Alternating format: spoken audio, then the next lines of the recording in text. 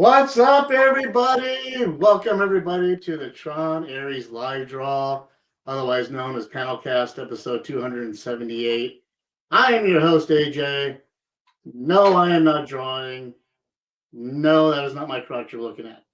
I am joined today by the artists known as Justin and Joey. Hello, guys. Hello.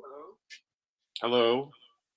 As you can see, the guys are coming to you remotely, and they're setting up their art spots here.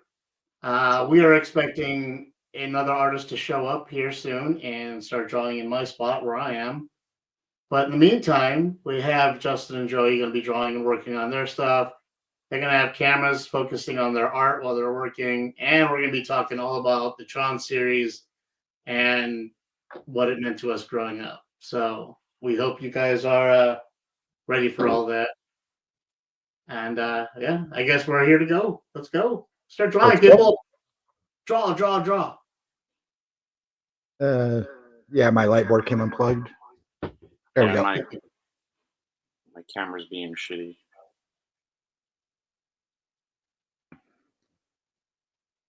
All right, Justin, your light board is on your webcam. A little bright on the webcam, but otherwise looks good. Justin, it looks like you already started pre-drawing. What are you working on? Yeah, I did a sketch of Sark, the main villain from the original 1982 Tron. Nice.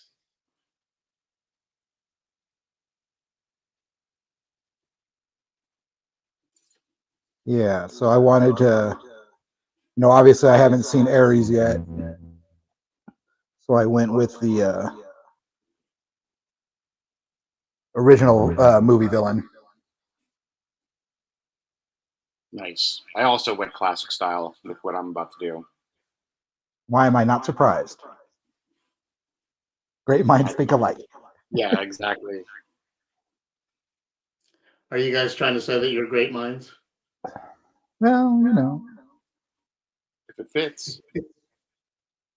We do have up to 1 to 2 people watching us online, so.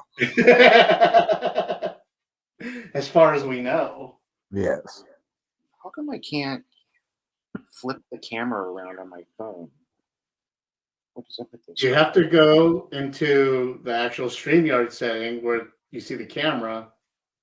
Click on the button next to the camera, and it'll give you an option to choose which camera. Yeah, I had the same issue, Joey. Oh, here we go.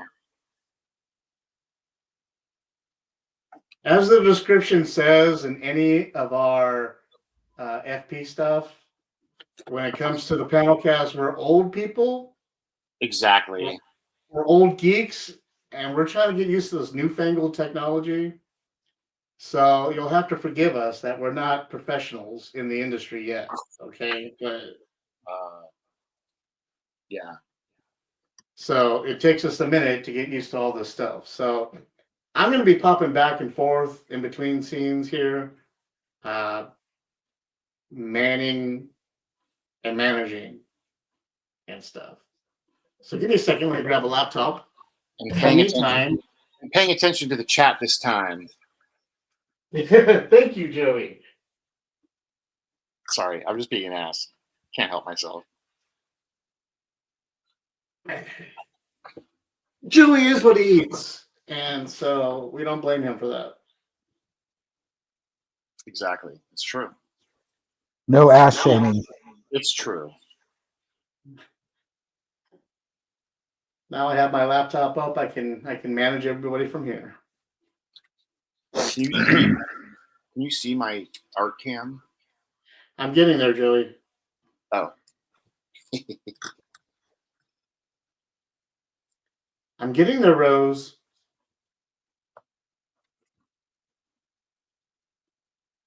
For those of you who saw Adventures in Babysitting. Or no. What was the other one? The dishes are done, man. Don't tell mom the babysitter's dead. That's right. I'm right on top of it, Rose.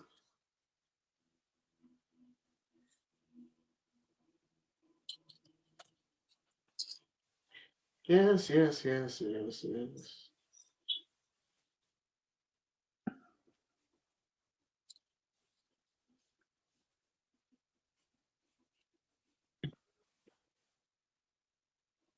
Do do do do do do do do do do do do do do. Damn. There's my baby Here we go. roll. Now we got Joey's art cam up. Everybody's up and running, and I just look like a lonely guy in his office with a laptop. Awesome. Hi. Well, you're not lonely anymore because we're here. Exactly. Aww. Isn't that nice? Hello, watchers. How are you guys doing today? Yeah, if you have any questions, hit us up. We're doing a Comments. Tron themed drawing, and it looks like Joey and I both went old school. Yeah. If we're going to talk Tron, I'm going to go old school because it's an old school love of mine. Yeah, same. I did like Legacy. I also like Legacy quite a bit. It got a lot of bad rap on that, or at least a mid rap. I thought that those people were wrong. Legacy was okay. Was good. Yeah, it was decent. My favorite thing about it was the way they used 3D at the theater. It was only 3D in the computer world. Yeah, that was awesome. And the rest of the movie was 2D. I'm not a big fan of 3D movies, but I thought it was a really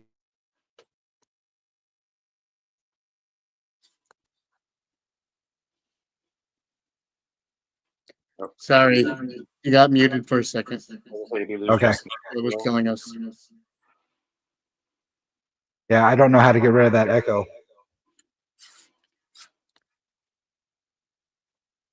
Echo, echo, echo. Echo.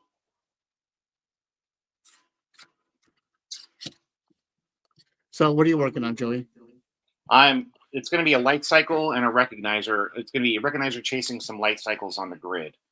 So I'm working on the recognizer right now. Nice. I always like the recognizer's design. Mm-hmm. Very imposing. You know. They're like the Star Destroyers of Tron. Yeah.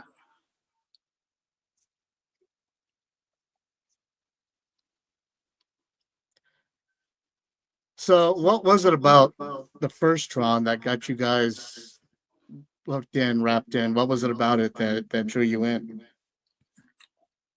Well, for sure, the look. You know, I had never seen anything that looked like that before. And you know, the world of video games was very important to us in the early 80s.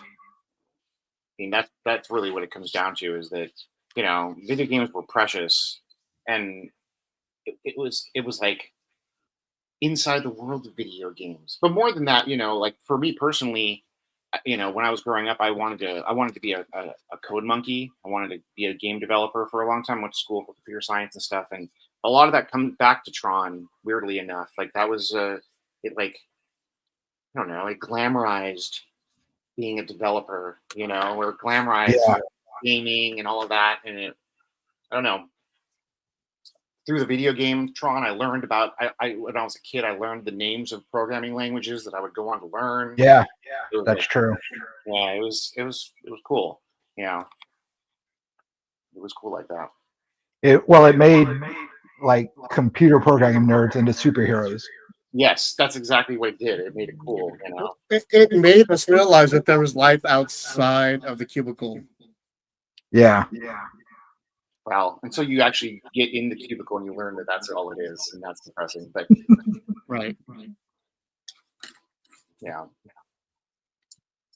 Tron was super impactful in me, and like making me want to, my love of video games and coding and stuff.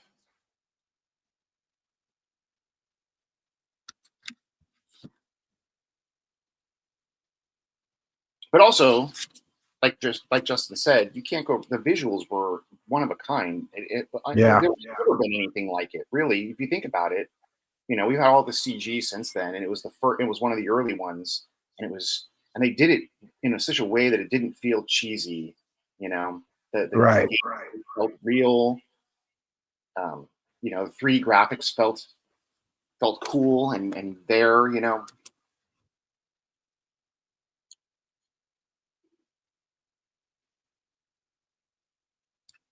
And it was all hand colored. It's crazy. Really. Yeah, I saw a documentary on it. It's nuts. They went through frame by frame and recolored stuff. They wrote the entire film, is what you're telling me, and that's insane. And then they went in and colored it by hand. Yeah, what dedication. It really, Tron deserved better love than it got. It was sad. It came out, I remember loving it, and then it became forgotten until the new one came out in the 2000s. Mhm. 20 years later, 20, 30 years later, Tron kind of got like pushed aside, and it didn't deserve that. It's great. It's a great property. Yeah. Great concept.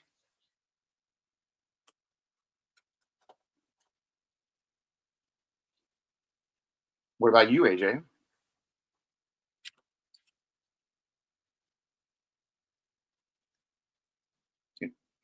You're muted.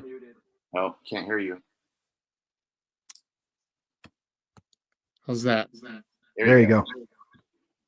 Can you hear me now? Yes. Okay. I'll put those light cycles against any other toys anybody had.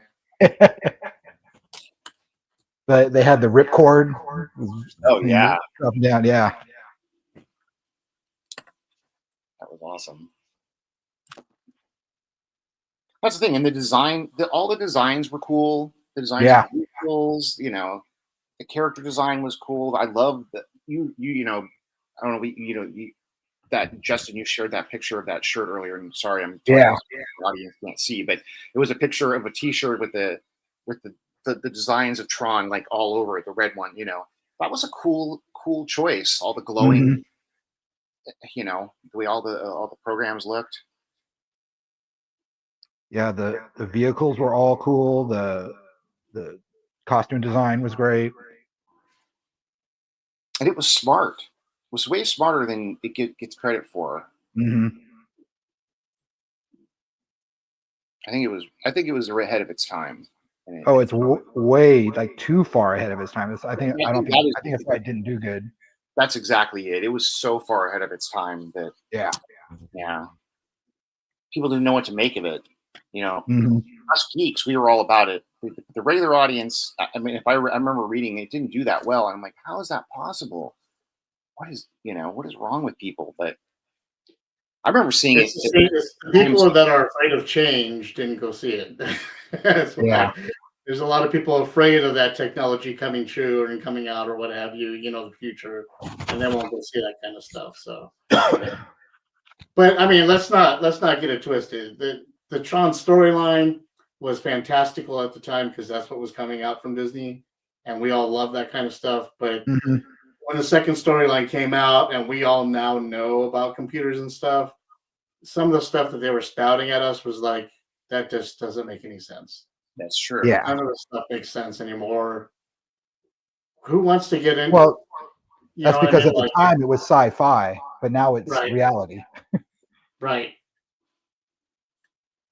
And that's fine, but it's like, okay, guys, I'm not going to go see Godzilla for the plot line or the storyline. I got lucky with 0-1 or -0, whatever, -1.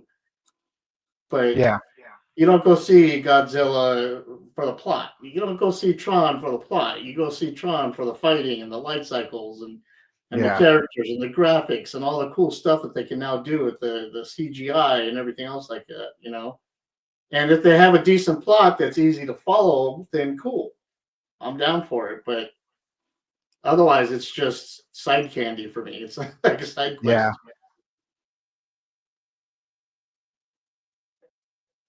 Though I'm not. I don't know how I feel about Jared Leto. I haven't seen the film yet, but God, Don't get me started. He doesn't have a good track record with me. So It really sucked the life out of wanting to see the new Tron, which is sad. One person sucked the life out of my desire to see it, which is sad. I'll try and not let it hold me back, but it is what it I'm is. mad that it's already out of the my local IMAX theater because I wanted to see it in IMAX. jeez. Because if you're gonna see Tron, you got to see like the full theatrical bit of Tron. Right. Like, For sure. otherwise, what's the point? Might as well wait till it comes out at home, and then you can watch it on your own personal theater. What was your favorite vehicle? You said that the deconstructors, the derezzers, The recognizers. I was like, recognizers. yeah. I love Why? because they were so imposing. They looked like they were villains unto themselves. And when their legs would like flip, it was like, Oh yeah, and they'd like come in to land. man, it was so good. They were just so imposing, These giant things are just tracking everybody around, on the grid. It was cool. And when I Flynn always gets like one and he turns it blue and it like, you know, Oh yeah, when he plugs in and like Yeah. everything goes blue instead of red. yeah. Such Great. good choices, such good like visual choices, I liked how the recognizers kind of look like the guards, but just on a more mechanical, bigger scale. Mhm. Yeah, Like the same imposing shoulder lines and everything, Yeah. exactly. They look like not stormtroopers, but linebackers that are going to mess you up. yeah, I like your POV from where you're looking at, Joey, from your art. yeah. See if I My can. iPad Lightbox. Right, we're gonna focus on it for a little bit. You Oh, see the nice. rough that I'm working on. You can see where I'm going to go with this.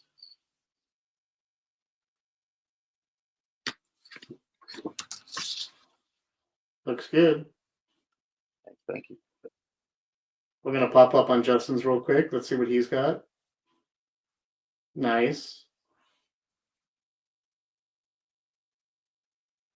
My background will also be on a grid. Surprise, surprise.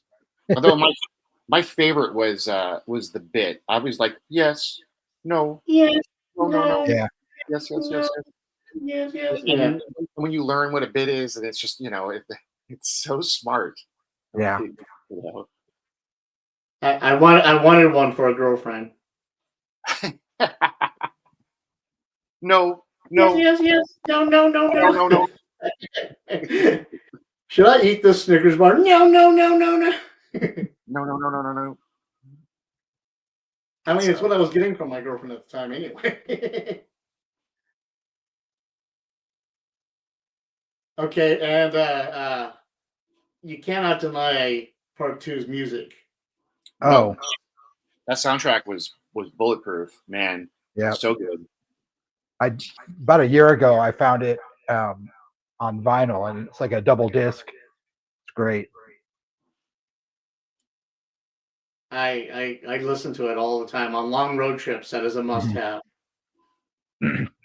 I listen to it a lot when I'm drawing because I like instrumentals. Really cool to draw to. I was actually listening to the soundtrack for Ares while I was working on this, and it's really good too. That's what I Is hear. it? I have to get it. I watched the video for the first song, and it just seemed like Trent Reznor got old, but the music sounded really good. Yeah. I mean, Trent Reznor did get old. What are you talking about? It's like Reznor. I know. I'm not. I'm just saying the video just focused him being old. He's just sitting there screaming at everything like an old man would be. But the album is basically just a new Nine Inch Nails album. Sounds great. Is it all instrumental or are there lyrics? I have only listened to about half of it, and I think there's one song with vocals. Okay. But I'm only like on the first half too, so. But all the music is very Tron. It's great. The soundtrack is the thing I'm most excited about for the new movie. Yeah. To be honest. The soundtracks never disappoint. I like how the soundtracks also set the tone for the movies. Like Daft Punk running it in blue somehow worked for me. Hmm. With the visuals and the way that they look and the way that they came across in the movies, and I Man, would they were just that was perfect. That's such a perfect choice. Yeah. they synced up so well with the movie. It was almost like, it was like the whole Pink Floyd Wizard of Oz thing. It's just like Right. perfect the way it worked. And so now I'm that's one of the excitements of Tron Ares that I'm looking forward to. Is to see how it syncs up with the same way that way too. And from the Mhm. trailers and everything I'm seeing, it seems to be so. Yeah. I was telling Kenya earlier, it's crazy how the guy that wrote Closer is doing soundtracks for Disney movies. Right. How wild is that? I love that. Yeah. I love that too. And like winning Oscars. And how kids singers nowadays are covering Closer. Yeah.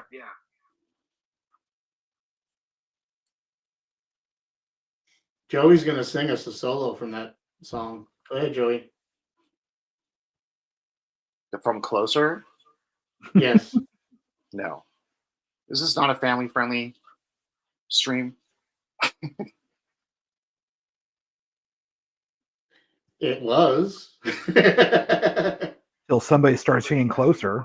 Exactly. Right. And it's suddenly Till we not. all started getting really closer. Yeah. No, I'm not singing. I'm not going to sing. I'm not. I don't do a good Trent Reznor impersonation, unfortunately. Trent Reznor doesn't do a good Trent Reznor impersonation. Watch your tongue.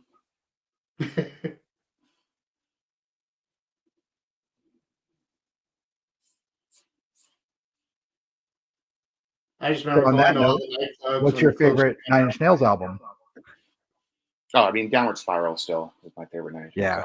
It was so important to me when I was young. It meant a lot in my early Yeah. 20s. That and Broken. Yeah, I think Broken's my favorite. Yeah, I mean it's hard to fight with that one too. Right. No, but Happiness and Slavery, Pretty I Hate mean, Machine is something special because it's so much different from anything he ever does again. Well, and it that along with Nevermind for Nirvana was basically like my senior year of high school. Those two Right. albums Right. like defined my senior year of school. Like a weird yin and yang. and Smashing Pumpkins. See, I was never a big Smashing Pumpkins fan, to be perfectly honest. I never really got Yeah, that memo. I liked some of their songs, but I never was like a huge fan. And Billy Corgan's gotten crazier and weirder over the years, so I feel pretty good about that choice. He owns the NWA. I know he did. Actually, that's one of the cooler things about him is that he's a huge wrestling fan and used his money to Just bring it randomly out of nowhere, he bought the NWA. I'm like, what? for him. That is one of the things that makes that he actually gained cool points finally with me when he did that.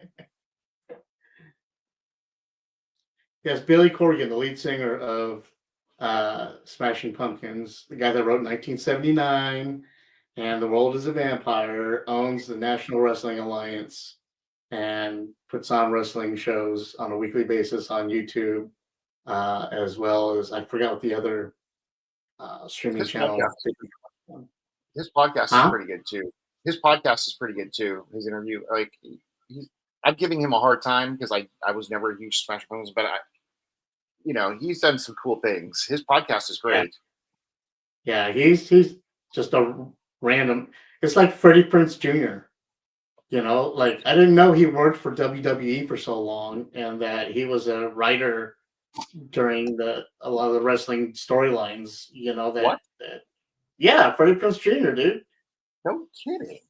This is you should check out his podcast. All he does is talk about wrestling and Hulk Hogan and Junkyard Dog and all the old school stuff, dude. He grew up with it and he wrote storylines and produced it and all that stuff, man. It's crazy. And he's married to Buffy. It's just a trip. No, I like the dude. I had no idea. That gives him a whole other layer of cool to me. Yeah, it's like just come out of nowhere. I didn't even know it either. And then one day I walked into the shop and Richard had his podcast playing, and I'm like, is that Fred from Scooby Doo? He's like, yeah, dude. He tells me all the story, and I'm like, okay, cool. And we used to listen to it back at the store all the time. He knows his stuff. He's got some great stories, and he has some great hosts on his show. Same with Ice Cube's kid, O'Shea Jackson Jr. He's got the wrestling podcast cornered, man. He gets everybody on his show. He loves wrestling. He talks about it all the time. Really? That's cool. I did not know that.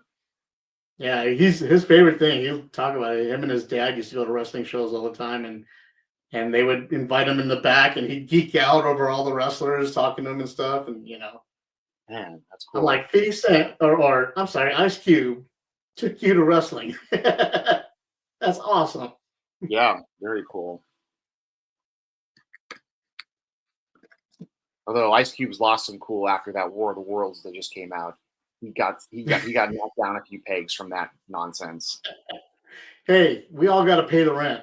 That's true. That's true. Robin Williams had to do RV. I Okay, mean, we pay you the rent. That's true. I mean, you can forgive Robin Williams for Popeye. What? But I don't have to I think forgive Popeye anything. was an achievement. I love that movie. I love that film, man. Robert Altman, that's a great movie. Don't badmouth Popeye. I'm not Yeah. bad-mouthing Popeye, but I'm sure if he looked back at his career now and was like, well, Popeye, I could have done Popeye better now with the production values and stuff. But Yeah, dude, I grew up on Popeye. I love that movie.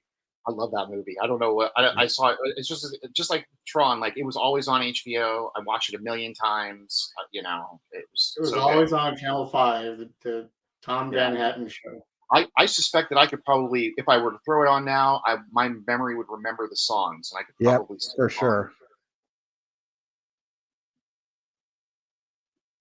Dude, at Who- the time, seriously, the most accurate comic book movie ever. It's funny. Like- That's true. How true They it even is. got his forearms. It is so accurate that it's disturbing. Yeah.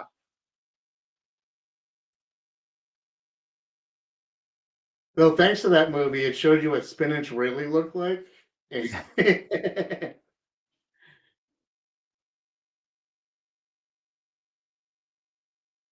See, guys, again, for those of you watching, we are old, Yeah, and so we which talk I'm about sure has old. become very apparent. Yes, We're wizened. There you go. wizened. Yeah, I love that Popeye movie. I haven't seen it in a long time, but I always loved it. I think I saw it in the theater. That's how old I am. Yeah, I saw it in the theater too. That octopus scared the crap out of me out of the time. At the time. Yeah, Yeah, the octopus. Yeah. dude. Yeah, I need to watch that movie again. In fact, when I saw Goonies, it reminded me of the octopus from Popeyes, and I freaked out. There was a while there where I had issues with octopuses. And now I have one tattooed on my arm. Nope. You've come to terms with your fear. You've owned it. You've That's become right. the bat.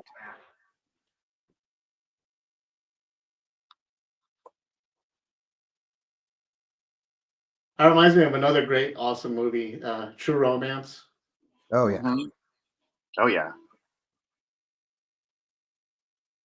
Coming Home in a Body Bag was the quintessential movie, man. For those of you who haven't seen True Romance, you really should right now. I don't know what your problem is. It Well, is wait till fantastic. after our stream and then go watch it. Yeah. When we're done, go watch it. Yeah. And In if you fact, have seen it- I'll have it playing in the background while we're doing this. And if you have seen it, go watch Popeye. Yeah. Right. Exactly. Go watch Popeye. Because I bet a lot of you haven't seen that. You should. Oh, I bet Right. a whole lot of people haven't seen it. A lot of people like to forget that movie. Those people are wrong. Especially the people in the movie. In fact, I think, isn't everybody dead? Except for Shelley Duvall? Is Shelley Duvall still alive? I thought she was gone too. That's sad. It's sad to think about. Well, whoever played Sweet Pea. Yeah. Yeah. Bluto is gone. Obviously, He died a couple years ago. yeah. That actor was Burgess great. Meredith died a while ago. Yeah. Huh. Yeah. I mean, that movie came out in '82. I think Yeah. 80, same year as Tron. Weirdly. Yeah. I was going to bring that up. That 82 was the greatest year of all for movies. It's one of the great. I would have to agree with you. Having lived through it and gone to being a cinephile as a child, like that was one of the greatest years of film ever. Yeah. I was 9 years old. I was 8. I was 11. But I remember I going. don't feel so old anymore. Went to the drive-in like every week. That 81 and 82. I remember just going to the drive-in constantly and watching stuff. But yeah, there's Tron, E.T., The Thing, Blade Runner, Conan, Empire. Creepshow. I think Empire came out that year. No, but Empire's 83. 83. Okay. Yeah. But Rocky 3. Yeah, that was a good one too. Yeah, you're right. That was a great year. Yeah, dude. The Creepshow. Yeah. Just imagine 1982, one way or another, all of us were in the theater seeing the same movies. How weird is that? Yep. We didn't know each other, but there was a lot less to do. Yeah. Well, it was either that, go skating, or just sit in the arcade. Man, all of the above. You skate to the theater, play the arcade, go see a movie. Right? Then hit up some place with 99-cent tacos on the way home, and you're good to go. Yeah. All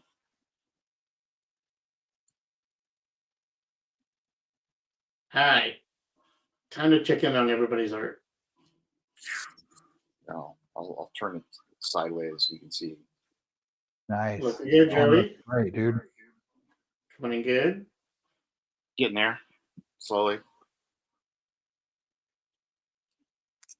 All right. Justin's is coming in slowly but surely and upside down.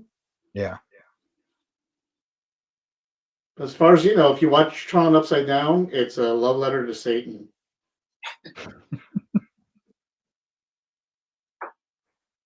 Even better. Even better then. Yeah. Love me a love letter to Satan. Satan. Satan, Satan, Satan, Satan.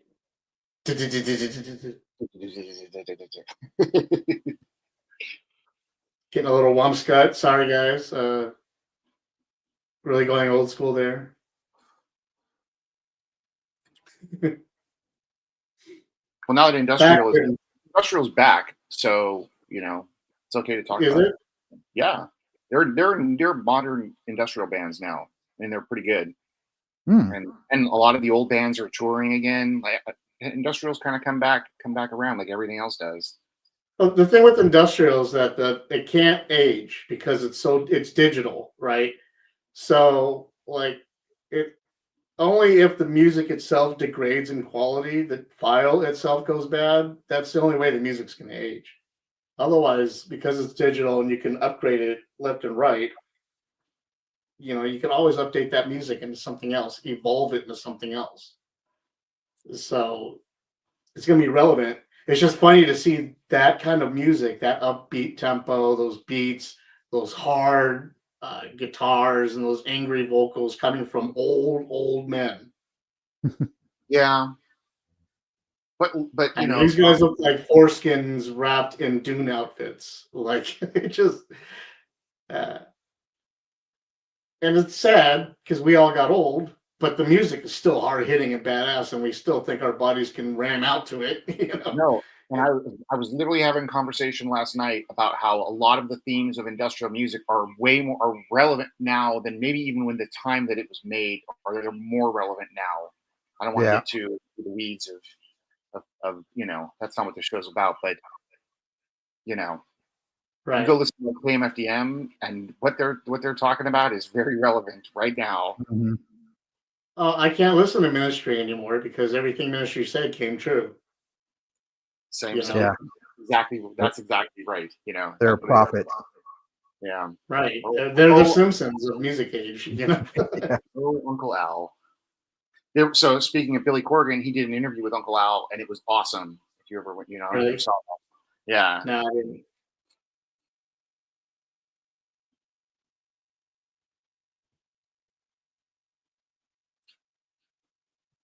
Yeah. No. But yeah, there are new industrial bands now, and I love to find that out. It's cool. That's awesome. It is Yeah. good. Now I got "We're in This Together" now stuck in my head. Thanks a lot. I just And we saw love- this morning that Thrill Kill Cult is touring. Yeah, see, all the old bands. I mean, Yeah. Mitzvah, they lost one of their main members, and they're still touring. Yeah. He's just been replaced by AI. Don't say that. That's sad. And yet you laugh. Because Sad but true. And actually, an industrial band with an AI lead, I could actually see that like Working out. They're just gonna build a Lego replacement band member. He's just gonna sit there while AI pumps out the jams.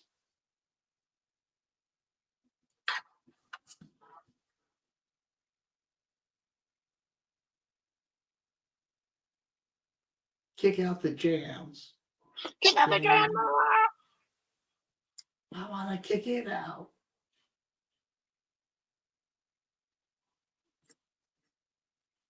Anybody else out there working on some art or anything, or have some drawings that they got going on?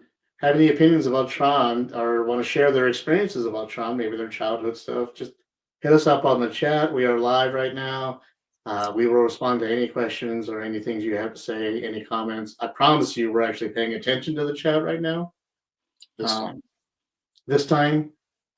So we will respond. In the meantime, we're just going to keep. We love you. Talk to us.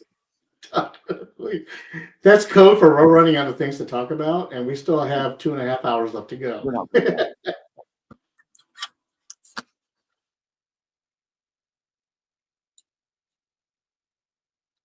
So, in terms of Tron, talking about Tron, where in Jeff Bridges' career would you put Tron in terms of the things that the great things he's made? Oh man. I mean, obviously Lebowski's on top. Sure. Same to me too. But but it's probably in my top 5. Oh, for sure. Yeah. Still, greetings programs. Yeah. Oh, and I love the way they used him in Legacy too. Yeah. And I guess he's great. married too. I mean, the trailers certainly were not shy about that. They were going to try and do it, and then they were like, "Wow, I guess we kind of need to show this to get people in." Bring the old people in. Yeah. Bruce Boxleitner wasn't involved in it. I haven't seen that dude in a million years. Is he even still around? Yeah, he's still acting and stuff. They did an interview with him at some premiere he was at, where they asked him about it, and he was like, "Well, I didn't get a phone call." Oh, that's weird. Aw. But we got But he was still supportive of it,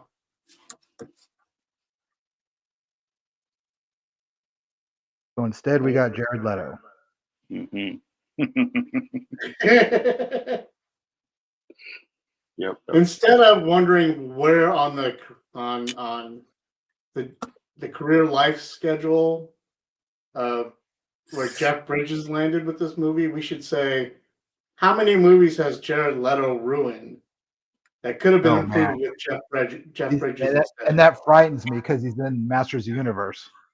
Man, he's Skeletor, right? Am I wrong? Yeah. I hear that the execs saw a cut of Masters of the Universe recently, so that means it's coming. And I'm like, right. Yeah, and the set pieces were bigger than Barbie's. and the toys are already made. I mean, the The- toys were made in the 80s.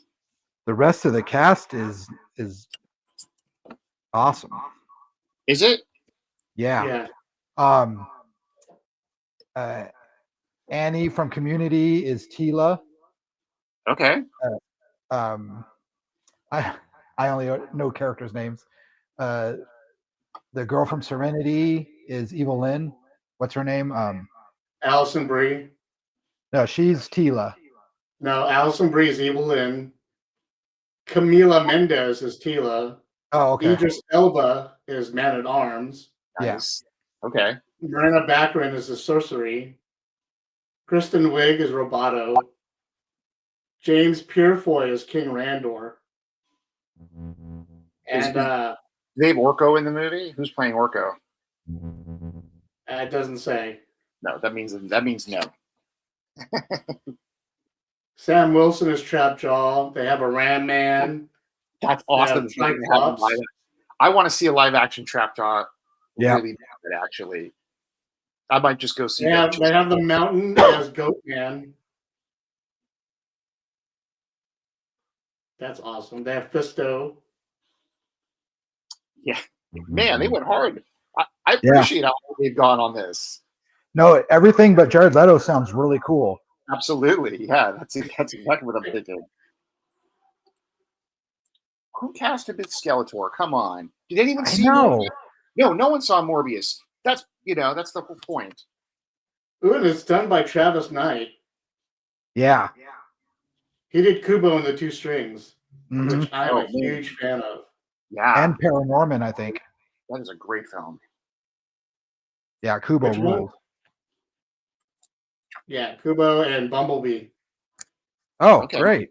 Nice. Bumblebee was awesome. The first 10 minutes were. And that 15 minutes or another 10 minutes in the middle, they went back to Cybertron. Right. It was the most Cybertron we ever got. Right. And the best Transformers movie I ever saw. Yep.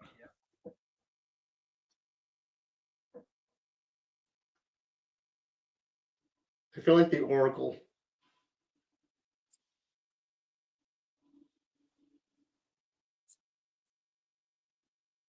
And now we have 4 watchers. Hi, everybody.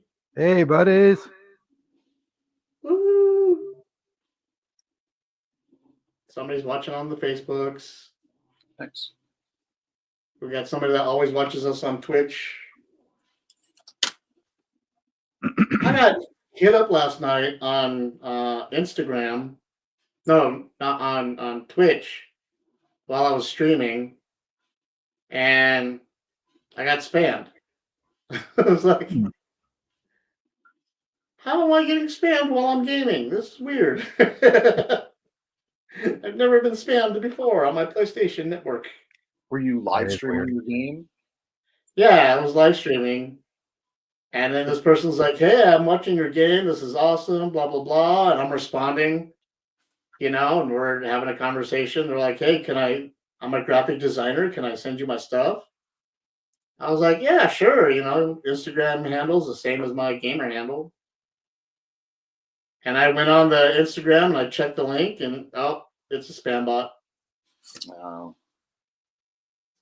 Can't trust I'm anything. like, man, you guys tried really hard. Can't trust anything. So then I got sad because I thought somebody was watching me play games. But alas, no. What were you streaming? What game were you streaming? Tomb Raider. Oh, that's right. That's right. We talked about that.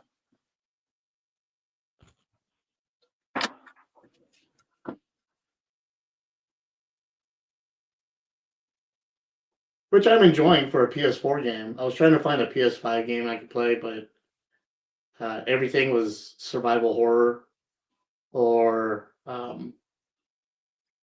Aloy, Horizon Forbidden Dawn. Get on that. And those are great games, but I wasn't feeling like grinding. I didn't want a game I had to grind or farm for anything, So I've recently acquired a PlayStation, and I've been meaning to play that. which one? Horizon. It's a great game. It's fantastic. I love it. But it is a lot of the whole farming thing where you have to run around and be like, ooh, a piece of candy. Ooh, a piece of candy. Ooh, a piece of candy. You know, you got to run around and get these flowers, and you got to get certain parts of a flower, certain parts of these animals so you can craft weapons and craft stuff. And that's really cool for a lot of games, especially linear games, but this is a very open world game. So you literally have to dedicate days to just grinding away at farming and material grabbing. And I would set up an 8 hour day, a literal 8 hour day of just running around in the fields and just grabbing resources. Mm. And that would be my gaming day, you know. But if you have a 4K TV, that thing's going to look beautiful. I bet. I want to get the new one too. Plus, it has a, I can't remember the actor's name, Lance Reddick. Right? From He's one of the kids, from Fringe and The Wire and right? And Yeah. Destiny and oh right, yeah, John Wick. that's right. And he's a major character in those games. Gone too soon. Absolutely.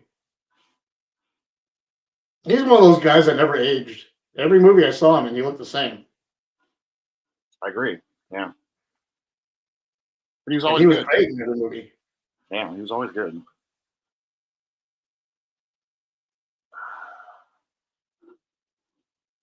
Okay. How's it going, guys? How you guys doing artwork? We got Joel on the way. He just texted me. Good. So you guys can stop looking at my balding head. Luckily, we can't see it from here. We only get your beautiful face. You're welcome.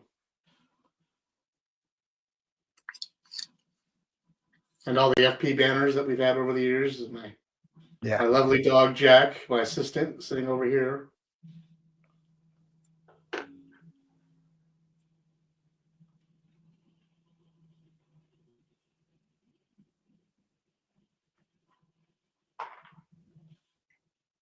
I had to do a last minute run to the library because our printer's out of ink, and I realized all my reference photos were in my phone. So I was like, oh crap, I need to print those out. See, a time like that is where you need an iPad. Oh, wait.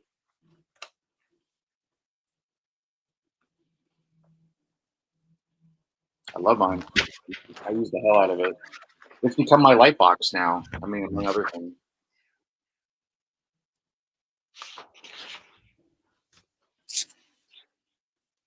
So yeah, the best reference photo I found was a picture of the action figure.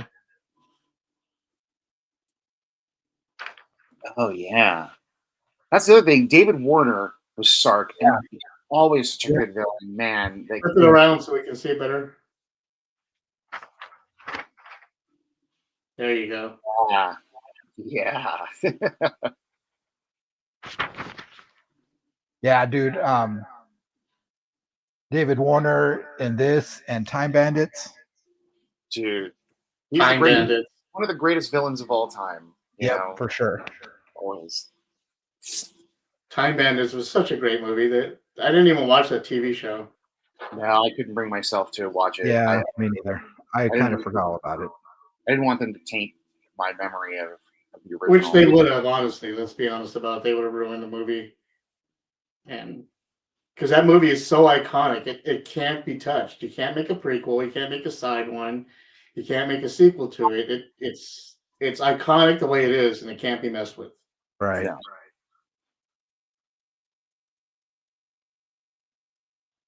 It's told And just Sean Connery. Come on, you can't get Sean Connery back in it.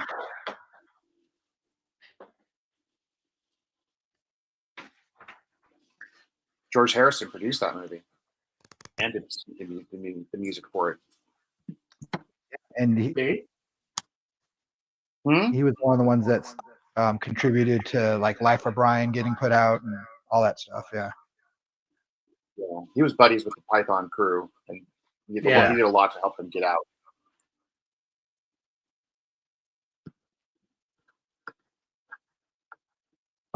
See, we educate you here at Forbidden Panel Mm-hmm. on exactly what not to do with your life.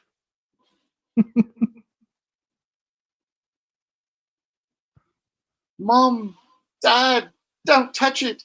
It's evil.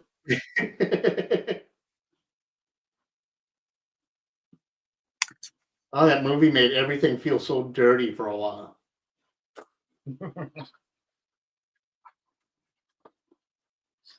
Like even soup was dirty. Everything was dirty after that movie.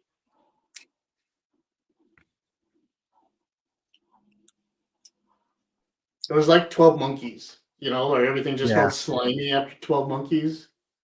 I mean, it's Terry Gilliam. I don't know who his cinematographers were, but he had a vibe. He had a style for a long time. Terry Gilliam works in layers. He layers his background, and like he doesn't just make a background building. The building has to have. There's got to be something wrong with it. It has to have its own personality. Yeah. It's got to have lumps of clothing over here. It's got to have people over here, and they've got to have like the weirdest outfits in the world that you've ever seen on anybody. And their outfits have to have its own personality. You watch like Baron Munchausen, and it's it's wild. Everything, yeah. Yeah. Well, I'm going to step off stage for a minute, guys. You guys get to entertain the crew, everybody else. So we'll be right back. All right. Okay. Sure. Now I'm going to step aside.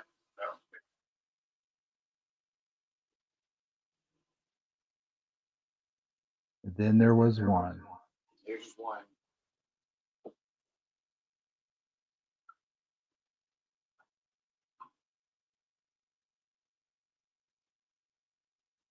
Come here.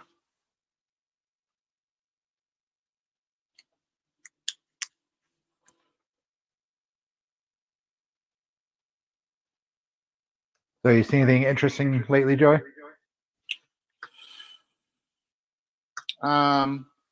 Well, we talked a little bit on our show. We talked about VHS Halloween. That was interesting. I finished Alien finally, and that was awesome. Okay, let's talk about that. Let's talk about that. Yeah. How did you like the last episode? Well, I didn't hate it as much as the internet did. No, I didn't hate it. I didn't like.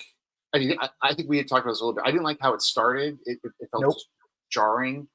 Yeah. But it didn't take away from the whole. And I was just having a conversation about the whole thing last night, and I thought that series was great. I love that it opened up the world. I like that it showed more aliens than just the xenomorph. That eyeball alien was awesome. I love what they did to expand the synth universe. I thought it was such a good expansion on everything alien to me, and bringing it to Earth was cool. It grounded it, so it's not just. I know Alien. Everyone wants to just be these claustrophobic corridors in a spaceship and everything's screwed, but it can't just always be that. You can't just make the same movie over and over again. And I feel like this, even though the last episode it was uneven, overall I thought it was a great expansion of the Alien universe. In my opinion, I feel the exact same way. I think overall it was phenomenal. I was a little disappointed in the last episode, especially while the one before it was so good. Yes, yeah. I was just like, oh my god, this last episode is going to be nuts. Yeah, we deserved it to be crazier than it was. We deserved it, but whatever. We deserved a chaotic ending. Yeah, we did, especially for the build-up. The second to last. We got a real storybook ending. We deserved a chaotic cliffhanger ending. Yeah. But I think they're going to make another one, so another season, I hope. And it did really well, so I hope they do. Well, they're making Romulus 2 first, and then they're going to look at I'm all for that. Alien I like Romulus a lot. insane. But again, it Yep. was just on a ship. You know, it was very Alien, textbook Alien. Whereas Right. Alien Earth, you kind of broke the mold. I like that. You know, my Right. only big complaint is that seeing the xenomorph in daylight isn't as good as I thought. I don't know. I feel like they, maybe it is better. I liked it because when they showed it in the daylight, the way that blended into the camouflage and the forest background Sure. added a new thing for me. Yeah. It wasn't just dark; it actually blended in. There was in the second to last episode when she calls the alien and it comes over to her and it's like she's like, I don't think she's petting it, but she kind of is. And I was like, it looks too much like a dude in a suit right here. It needs to be a little bit Right. something. But I'm just nitpicking because that's a nonsense. Overall, it was good. It was great. Yeah. Completely agree. So I think was it you, Justin, that brought up the point of the minute she stopped the robot guy, it was a little too much. Yeah. The way she has control over like all mechanics, I was just like, how do you stop her then? Yeah. A little too powerful.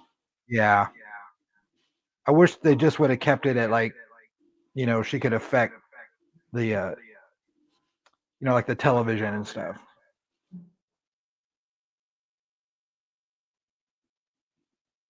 But yeah, I liked it.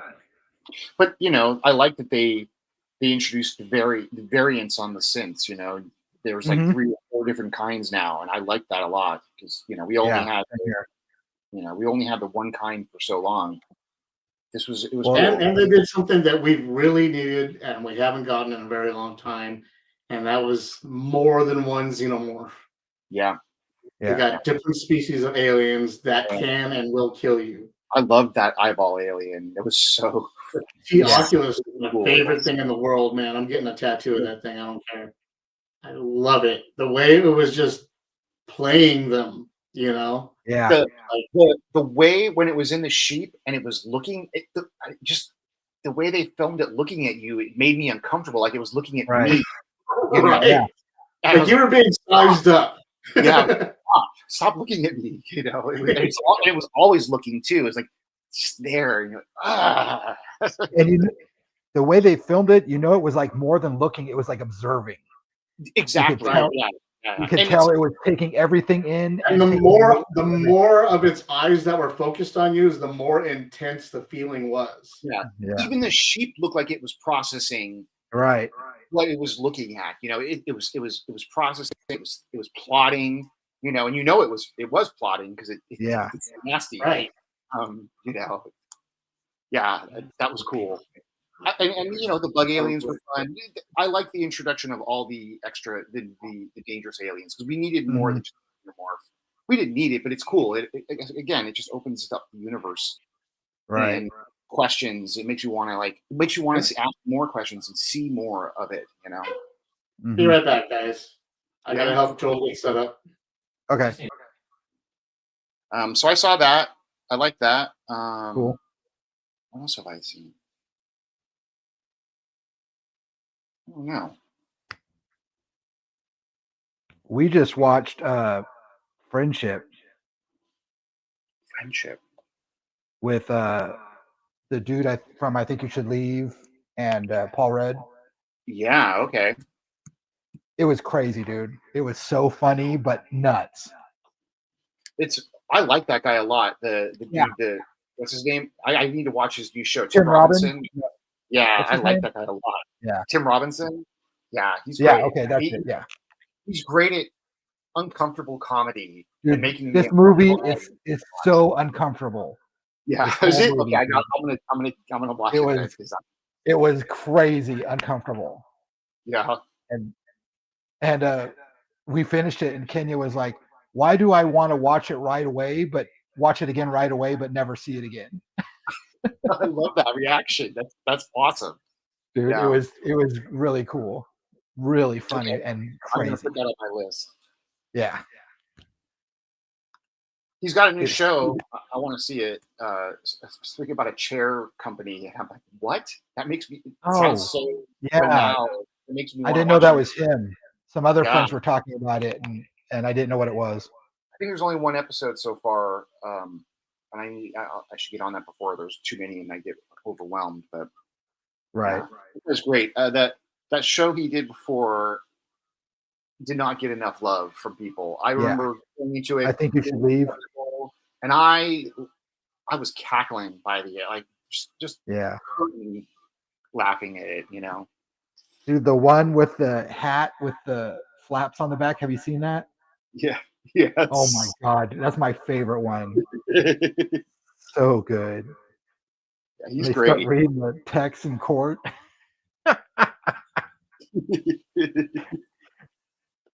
And we're back with Joel here, guys. Hey, Joel. Hey, guys. Thanks for being patient today. How you doing? Good.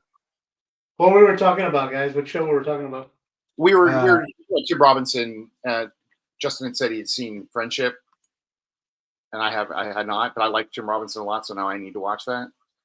I mean, I feel for the people who like Tim Robinson and his particular brand of comedy, you're going to get exactly, I think there's a delay. Okay, then you're going to dig it. For folks that don't like his style of comedy, it's going to be more of the same. They won't like it probably at all. But for me, I love the hell out of it. It was awkward as all get out, which is his bag. And the cast comes together and really they nail it. I think they nail it. I mean, there's some points you're like, oh gosh. He's great. I'll have to. I'm gonna get on that. You don't have to be as loud because the mic is right here. Okay. So there's those moments in the movie or in other times when he's doing his stuff when you're like, I'm so glad this is a movie because in real life, I don't even know how you do it.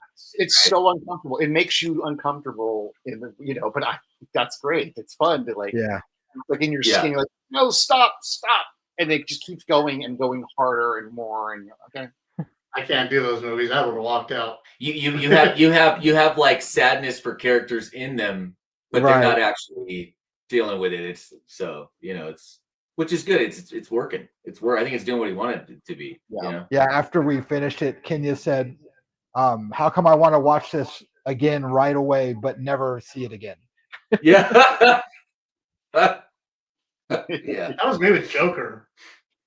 Oh yeah. Well, I was thinking about Joker 1. That's why I didn't see Joker 2. Like I was like, okay, I thought that was pretty good. I'm never watching this again. Ever. Like I will give it props. I will give Joaquin Phoenix's props. Did a great job in that film, but never, ever. Yeah. He did too good a job. Have you guys seen Detroiters? No. Okay, so Detroiters is a great show. It's a duo show. So it's Tim Robinson and his best friend in the show. I don't want to give too much away, but they in real life, both actors have been friends and known each other for a very long time, and in that city. And so they actually have a legit friendship, and you'll see it play out on screen on how ridiculous they are. But I promise you, Detroiters is freaking funny. Okay, I'll watch you will laugh hard. It's on Netflix. Again, if you already like his style of comedy, then you will ride that show. It's I do. I went in being against it. I was like, these guys trying too hard. When I was watching this other show, I remember starting like, he's trying too hard. And by the end, I was all on board. It was so good. It broke me. Yeah. It's how that thing with comedy where sometimes it's like it's so stupid, but it takes intelligence to pull it off. Yeah. It's that thing that, like, I think one of my favorite examples is, I mean, maybe underrated, but Christina Applegate as Kelly Bundy. Like, she nails that character so well, you could believe that's really her. When in actuality, But then you actually, see like everybody on Anchorman, that and you're show. like, but yeah, then you see Anchorman, you're like, oh wait, she's just a really good actress. Oh Yeah. yeah, I mean they all of them on the show, actually had much, well, maybe not everybody. I don't know that I saw the actor who played Bud do too much, but he nailed being Bud. Yeah. But really, really epic comedians are actually heavy thinkers, Yeah. So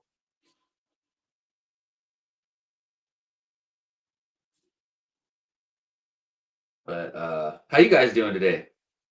Pretty good. Good. We're troning it up. Absolutely. It's Tron in time. Tron in time.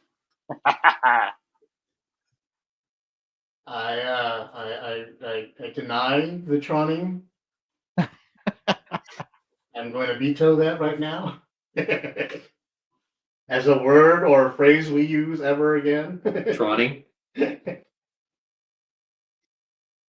Well, if I'm trying to tell you, like AJ, like, dude, I'm trying to get down there as fast as I can, dude. I'm troning right now, so I'm like, there's just like my car is this weird burnt orange color, and there's a streak of burnt orange just going. Or you're doing rails again. One of the two. That could be it too, and also the delay is hilarious. I looked up and I just see myself going, like I'm delivering some sort of like heavy propaganda. I keep running into my bald spot. Damn it. I need a hat.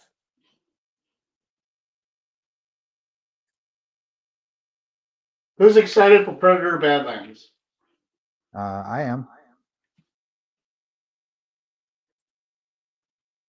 I'm excited for it. I'm hoping that the hero Predator looks better in the final than it did in the trailer, because I do felt a little CG to me, and I'm withholding my judgment because Predator is on a streak right now. That animated show was great. Prey was great. Like I feel like this is going to be good too. Again, this is like Alien. I love that they're expanding this universe, and I'm all for it. Yeah. I'm just hoping that they finished the CG a little bit better than they did in the trailer. I'm willing to accept that there are different types of predators out there, and that maybe not all of them look as good as previous predators. Okay. And so this one's gonna look like a teenager on a basketball court. Oh well. And it kind of did. That is a great. It did look. He looks like a teenage predator. I was a teenage predator. Totally. I was a teenager with bad hair, receding hairline. Well, I think we might have talked about this a little bit before, is that now the level of CG that can be done is that it kind of has created a precedent where it's like if you're a well-known whatever, I don't know, Disney, whatever big company you are, like if you're not putting it out at a certain quality, it really shows even more than before. Several of the Star Wars shows are guilty of this. You have Disney money, and you fail to bring the effects to a place that it should be. Right. Or that last Captain America movie. I'm sorry, the CG just was subpar, man. It was subpar. I still haven't seen it. And I feel like even you could even tell the budget was restricted somehow because they only even allotted enough time and money towards making the Red Hulk for a minuscule part of the movie. Yeah. And even that wasn't really great. So Well, it's because they spent all their money on Harrison Ford. Yeah. Everything was filmed in different shoe boxes. Yeah. Here's your set piece here. You have the set piece to build whatever you want in the Hulk world in the set piece. Mm-hmm. Go. Here's $5. Yeah. Here's $5. Get yourself some candy too. Right. Are you trying to like the inflatable crazy arm guy? Drawing me. SpongeBob? Oh yeah. Are you drawing SpongeBob Tron pants? He is going to be receiving. Like, I am now. I love that.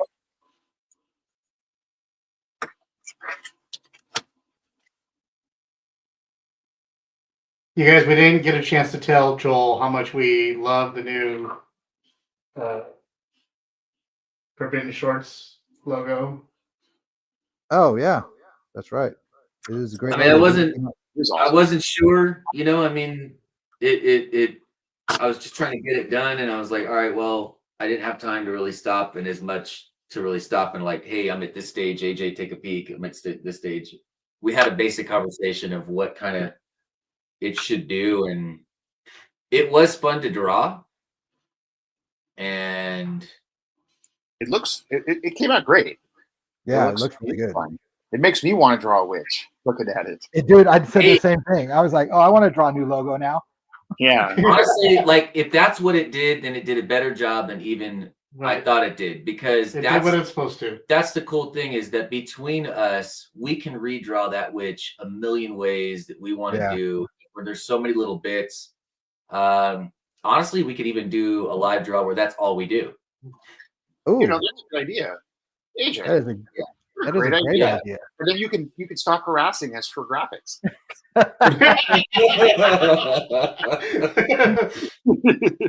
Yeah, I went to take out my trash the other day, and AJ jumped out from around one of the bins, and I was like, "What the?" He's like, "Hey, what's going on with that logo?" He's like, And the crazy part is like, I didn't even see how he got there. He just faded back into the darkness, and then he was That's gone. what you get for living 3 minutes away, dude. Yeah, I mean, I didn't tell him at the time, but I peed a little. He's like that homeless guy in Mulholland Drive. Yeah. My graphics. No. Here's my $2. My gosh. No, but that's a great idea, because we would walk away with many witches. Many witches. Yeah, Many witches. and it's our own thing that we care That's about. Joey's Halloween wish right there. You know, so I think, and that's the great part, as long as it ends up being that a witch of what that part of the logo is, that kind of you know what I mean? As long as it's roughly the same idea, the kind of hat tilted down. Right. As long as she doesn't look like Bewitched, then we're okay. Then we're good. But other than that, I mean, the sky's or Wicked, yeah, then we're okay. the sky's the limit, you know. And so I think we talked about this before when we're sitting and drawing what we're drawing. It doesn't matter what topic you give us, we're going to come up with our own something, and Right. that's cool. That is super cool. Everybody noticed Joel's new shirt. I'm wearing this at so after this, sorry guys, I got to bounce a little early, but I'm DJing with a buddy, a high school 1975 high school reunion for Redlands University, or no, Redlands High School. And I had to dress nice, but I'm like, I hate wearing collared shirts. And so I was like, hey, 77 Star Wars. Right. And also allows Yeah. me, because it's the kind of shirt you don't have to tuck in, which I hate tucking in shirts. I'll never do that if I don't have to, unless I'm forced to. I never do it. At That's why gunpoint. if I have to wear a button-up shirt, then with long sleeves, I wear a jacket over it so I don't have to tuck in. Yeah, it's just not yeah. You're not drawing fast enough, Joel. Oh, I'm Faster. yeah. So you're DJing. Is this Yeah, but actually, what's kind of cool is that we also, my buddy and I, we went through our record collections, and we're actually going to drop for them 100% vinyl set of all original records that only came out from 70 to 79. So they're actually getting a legit vinyl reunion. It's a lot of Earth, Wind, and Fire. Right, that's all we're playing, Earth, Wind, and Fire. All night long. Yeah, It's going to be September all night long. yeah. Yeah, we've got extended mixes on the singles that came out that are 12 Right. minutes long.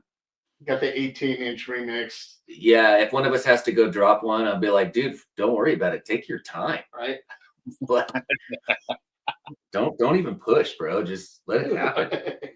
Do you DJ often? This is new news to me. Yeah, you didn't know that Joel's a DJ? No, I did not know that. Yeah, it's a thing I've been doing for a long time. I mean, mostly because I love it. But you know, I mean, one of the early things that I was doing in high school was packing with friends into a car and trying to go to LA and see shows at the time, see DJs do their stuff. It was the only way to do it. There was no internet, and Oh, I know. The only way you could learn was to try to get up next to the turntables and watch them. And if the DJs that were playing were nice enough, they just might throw you some tips if you ask them. But I'll be honest with you, like half of them were like, dude, get out of my face. Like, so, but I love it. I'll never stop, even if we don't do gigs out anymore. It's fun. It's a good time. That. Nice. And I love that you're doing vinyl. That's amazing. Yeah, we were up till 2 a.m. BPMing like tracks. It was like some sort of vinyl sweatshop. Like we put the record on, it was on for like 30 seconds, just enough to like tap the tempo. Next. You're going too slow, bro. I need another record. Come on. It was pretty funny. Nice. And you can do any kind of music. That's what's cool about it. I don't care. I've done a goth club event where it's just all heavy industrial. And then I've done events where every single track was in Spanish and I didn't necessarily know all of what was going on in each song. But they loved it because I was playing the bangers, because I had friends that knew, hey, dude, I was like, I went, and asked some friends, like, dude, what are some songs I gotta play? Everyone's gonna lose their mind. He helped me build a set. And I'm telling you, if you ever do anybody of Latin descent, if you do their parties as a DJ, it's 100% the best DJ situation you could ever be in. Everyone is happy you're there. They feed you to the point where you can't see straight. They will try to get you pretty inebriated, but I was like, hey, I'm still only halfway through this gig, you guys. Then they'll try to get you married to one of their own, and they'll stuff your pockets full of money. Oh yeah, and that's the thing. Like, it's coming close to the time you're going to leave, and they're like, hey, but we're still partying, and could you stay a little longer? Like, we'll pay you more. And they always drop the cash. Somebody's uncle walks up and like, dude, I'll give you this right now. Will you do another hour? And honestly, I never had to fight to get the money. People were all super nice. And so that's what's cool. DJs that are not open to different things are missing out. I DJed a few Hispanic weddings before, and people are great to you. Or quinceañeras and stuff. Oh, dude, quinceañeras? I swear at the ones which I have done a few. It's funny. I don't even know if I even remember seeing the girl. It was such a big party. It was just grown-ups everywhere, wall to wall, having fun. And, if you're not open to it as a DJ, first off, you're not going to get good gigs, I think, where you could get good money for what you're doing, and you're not having fun. No, DJs need to be open to different. It behooves them to listen to spin different genres, because it informs the other. It informs all of the above. I have a buddy who's a DJ, and I'm always like, expand your library. Get into, try different things. Try beats. Try this. Try that. And he does, and he's grown as a DJ because of it. He does. Joel does the General Joshua events that happen at the Mobile Mall. He DJs all those events there and hosts them. Nice. So you can hear him spinning there too. And I just want to, I think too, as an art, we've talked about, like, how is AI going to affect, art and things like that. It's been hard because as a DJ, a lot of the things that I grew up with, the term turntablism, where people were really making and doing amazing things with these records and with the gear. And then all of a sudden a thing came along where a guy could download a thing called Virtual DJ, and there's a button called Auto BPM and Auto Blend. And I was like, but it's not dead. So the more you go out in public and do stuff. Yeah. There's no easy button, and that doesn't make it doesn't make you better, because there's just a button that does it. No. You gotta get out there and spin the music and get in, like you guys were doing last night. Like, figure out matching that. Like listening to the music and becoming, not just familiar but intimate with the music, so where this one comes in, what the speed of this one, what blends right to the next one. It's a whole thing. It's like wrestling. You got to sit there and know what the next person's going to do in order to be able to counteract it and come in with it and make it work together as a duo.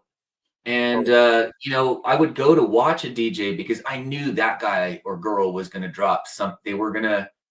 It's just like seeing a band or anybody else perform. you were going to go see whatever performance they were going to drop on you, and you didn't know what it was going to be, and it was exciting to see them actually do it, you know. And so to just watch a guy do virtually nothing, literally nothing, but again, where it was hard was, you know, people were like, yeah, well, I got this other guy that can do the gig, and like he said he'll do it for like nothing because he's just a laptop DJ. And I'm like, you know, I'd have to say no to some gigs because I'm like, all right, well, I'm not willing to take, you know, the $75 this some dude with his little laptop will do, you know, when I'm bringing pounds and pounds of gear and I'm going to give you a real show. So it affected business, but I think it's come back to the point where people are like paying bigger money for stuff and they want a little more than a laptop on a table, you know? So it's things are coming around. New gear. Companies are putting out new gear, and that's really cool. Which means that it's not dead, you know? Oh, it's so far from dead. I feel like DJing is it's rising again. Like we're in a new swell of it. Yeah. And so that's just that just makes me happy. Me too. I'm going to take a time out from your conversation so I can zoom in on some of the artwork being done here real quick. Go ahead and show off what Joey's working on. Just an update. It's getting there. Joel, you see it? Oh, I've been staring at these. I love them. I really do love them. And I'm loving the geometry. I think this is why also too, if they keep making Tron movies for all of time, like I won't care if the plots suck or whatever happens, just give me more of what it looks like. If they deviate from that, that's when I'm done. But That's what we were saying before. Like, I don't know what you got. I'm doing a if you can see a SpongeBob is receiving a Krabby Patty, which will look like a data disk. I can't see it. I want to see it so bad. I can't see it. It'll get there. Yeah, it'll get there. I'll see it when it gets done. Yeah, I wanted to throw, you know, I had a couple options for characters to try to throw in there, you know, because you remember in the original poster, you know, you've got the chick next to him. So obviously, yeah. So Patrick could have been doing that, but due to time and detail, just going to be good old SpongeBob receiving. You know, receiving. Yeah, receiving.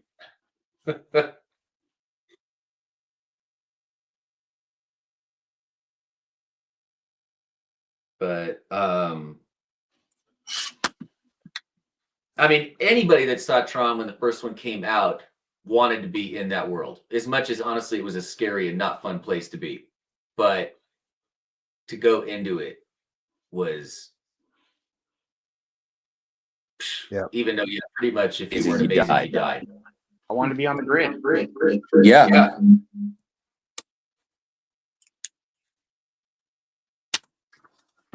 Absolutely. All right, I'm just trying to see a little bit. If we can get into here.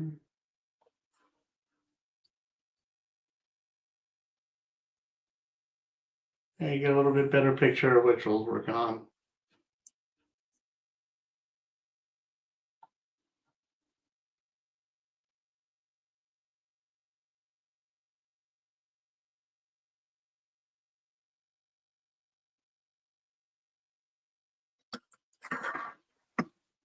Can't tell too much because of the pencil work, but I get the idea. Just it's gonna happen for you. But I'm really digging what you guys are doing.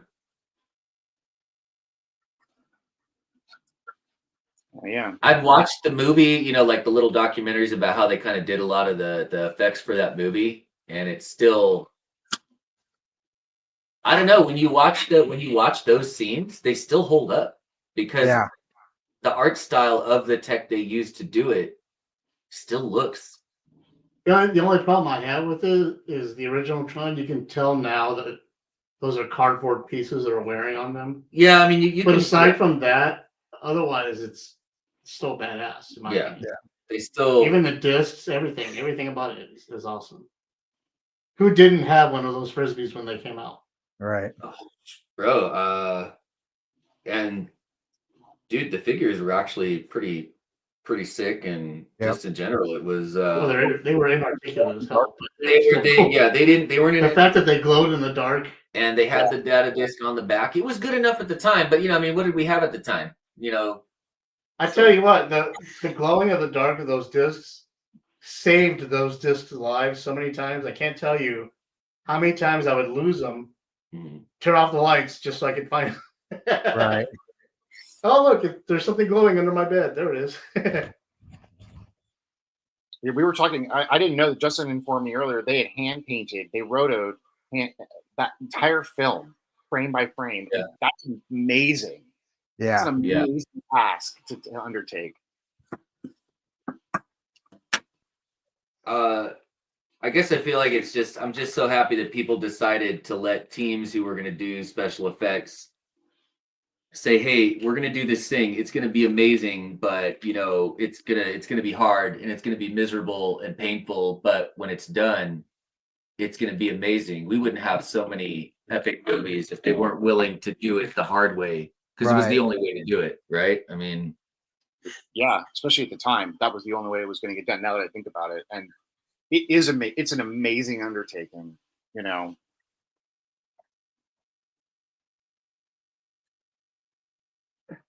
Potty. all right. Okay. All right. Getting to it.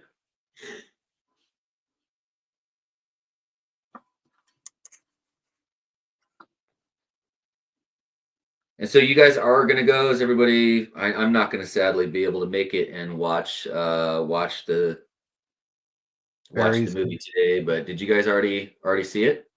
No. I was kind of holding off to see it today, but then I had transportation issues. Yeah, I know. I get it, dude. I get it. Hence my showing up on streaming from a distance. From a distance. Hey, we're still doing it. Still doing it.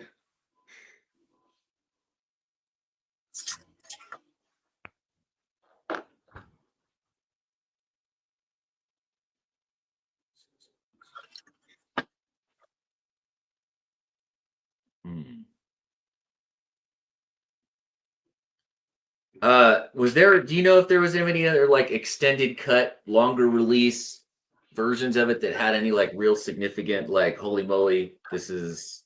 I don't really know. That's a good question. I don't know either. I'm really excited to hear the Trent Reznor 9 Inch Nails. Now, is it just Trent Reznor, or is it a 9 Inch Nails soundtrack? Atticus Finch is doing it too. Okay, Yeah, so both of them. two of them. Okay. I listened to about half of it, and it's pretty much a really good 9 Inch Nails album. Before it came in. Okay, cool. I wasn't too worried that it wasn't going to be done well, honestly, but yeah, still.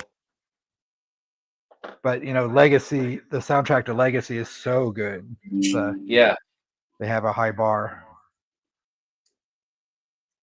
And what's funny is at this point on vinyl, just to tell you, that is the cheapest approachable Daft Punk album you're going to get. Everything else at this point on vinyl is. I was just saying, I found it in Target like a year ago, and I picked it up. Yeah, and it's like really approachable, under $30 versus any other of their vinyl is, original release records, $200-$300, Really? And it was bad before they actually retired. It's just, you can get even repressings, $50, $60, $70 for a repressing. But it's another reason why I'm glad I was DJing at a time when I bought a lot of that stuff first cut, because that's what you did. So.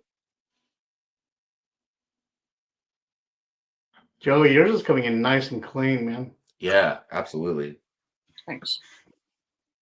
I'm trying to give myself a little gap, so I think I'm going to do red. I'm going to actually get color this before this is all done. I think I'm going to do gray with the red outlines I'm trying to give myself space to do the red outlines, you know.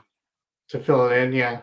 Yeah, I think I'm gonna do gray with like the red highlights to make it look like the Nice. actual thing. We'll see. We got like what, an hour and a half? Yeah, totally enough time. Yeah. Yeah. And for those of you that are interested, all of these art pieces will be available and for sale in comic book format coming out next year.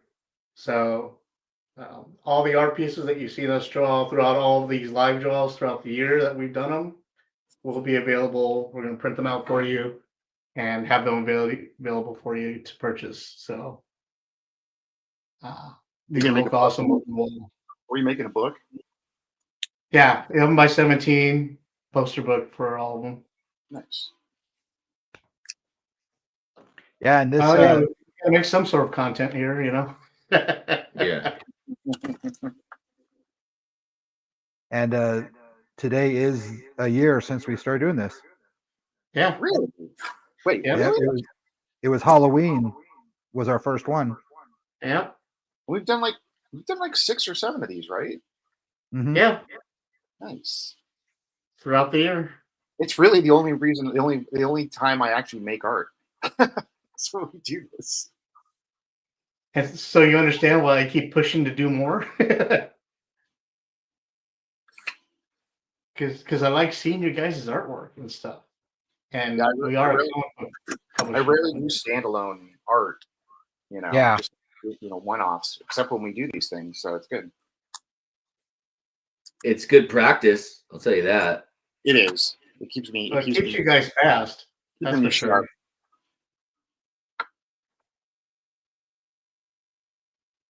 Would you like some? On camera? Yeah.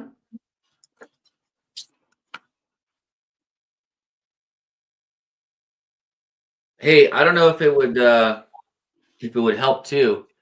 If AJ and I plan it right, if you guys are down, if we want to do something to make it easier for either of you guys, we would come to you. Or if there was some place in LA that you wanted to do, or even coming out to the desert, trade off, go to LA, come out to the desert. As long as we plan it so AJ and I can drive, just so you guys know that's not off the table to help you guys be able to do something more too. As long as we got a basic table where we can sit together, 4 of us, And Wi-Fi. and Wi-Fi, we're good Not to even go. Wi-Fi because I got the hotspot. So Yeah. So if that helps in the future, just say, hey, I'm in a pickle. I can't do this or that. But if you guys can make it here, we can drop it. I don't care. You guys are about equal distance, about an hour and 20. So plus if we come out to you and you're free that evening, we could do our show and then we could all go out and do something. Yeah. If we had the time. Just saying if that helps. like go to the Blue Oyster. What's the Blue Oyster? Don't listen to him. Dun, dun, dun, dun. You got the joke, Joey, so that's okay. Yeah, I feel left out here. What am I? From Police Academy. Police Academy joke. You never Yeah. saw a Police Academy movie? Oh, I did, but I guess I forgot that. Those were the leather bars that they would send the straight cops to all the time. Oh, okay. Love the Daddy Bar. Yeah. Yeah.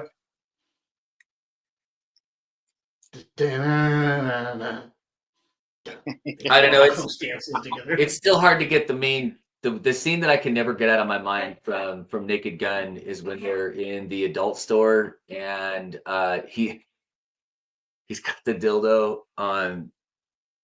Dude, what was it? I could tell it was like the bottom end of a weed whacker or what it was, but he comes flying across the back behind Leslie Nielsen and he's all, and it's just straight doing this business and like super flopping. I feel like if you make people sit down and watch all of those and they're just the Grinch the whole time, I don't need to know you. I don't need to. Has anybody watched the new one yet? I did. I want to. I did. I was Comedy. skeptical. I've only heard good things, so It's worth your time. Yeah. It's so weird seeing what's his name do deadpan like that. Yeah, but he nails it. He's perfect. Yeah, because he just does it flawlessly. Yeah. And he doesn't break character. It's like he's the Taken guy 24/7. which is exactly what that movie needs, because Leslie Nielsen Right. also, and they give a lot of nods. They're not pretending to do some separate thing. You know, they made it out of love for the originals. Oh my God! When he's walking out of the police station and they're putting up the Spirit Halloween signs, I was dying. I'll watch it. I've been meaning to watch it because I Yeah, was skeptical, but we actually got it on cue for tonight. Yeah, I promise you're gonna have a good time. And And if you're slightly elevated, it doesn't hurt, Right. obviously, obviously. But okay.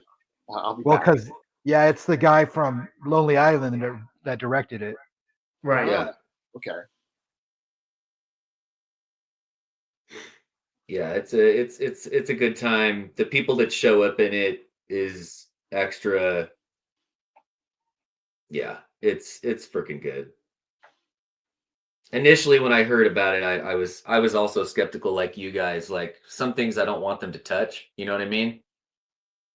Like, if Mel Brooks, when he does finally pass away, like, I don't want to hear about anybody redoing Blazing Saddles. Like, I don't want to hear about that. Like, I don't want. it was Yeah. bad enough when he made History of the World Part 2. I mean, that movie. Oh man, that movie. I mean, I'm a huge fan of Mel Brooks, and so, like, I just, But that movie didn't need to get made. I'm hoping that that's not the case for Spaceballs 2. I mean, they're bringing back, like, Everybody's coming back. everybody that even can, Rick Moranis, who retired, which is like, crazy. But I think that's what I'm saying. Rick Moranis, it must be good, because if Rick Moranis looked at the writing for it and was like, yeah, no, I don't need this. That makes me feel good that you're saying he's going to be in it, Right. because he hasn't But needed. at the same time, Gene Wilder was going to come out of retirement to play Holiday in Ready Player One Uh-huh. before he died. Yeah. And Ready Player One, but I think it would have been a hell of a lot better with Gene Wilder in it. Yeah, but wasn't he pretty? He was really having a lot of mental decline. Right, Yeah. but he wanted to play Holiday because it was based off the Willy Wonka character that he created, Yeah. that he was, Yeah. iconic for. And so he was going to come out of retirement for it, but then he passed away. So it's good that Rick Moranis, the point I'm trying to make is that Yeah. Rick Moranis is coming out of it, so we can get one more taste with Rick Moranis and something. Yeah. I mean, because the Mint Mobile commercials just weren't doing it for me. No. I needed more.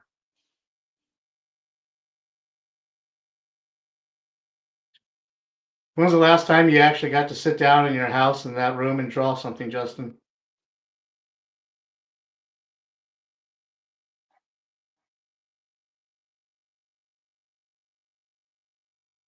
When was the last time you heard me speak? Justin, can you hear me? We can't hear you. Your mic might have died. You're going to switch out your mic and get a new one. It's like I can read through your fuzzy lips. Now tell me how much you love me. Oh, you're so sweet.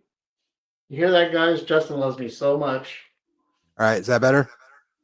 Yeah, that's better. Cool. So like I was asking, when was the last time you actually got to sit there in that room and draw? I don't remember. It's been a long, long time.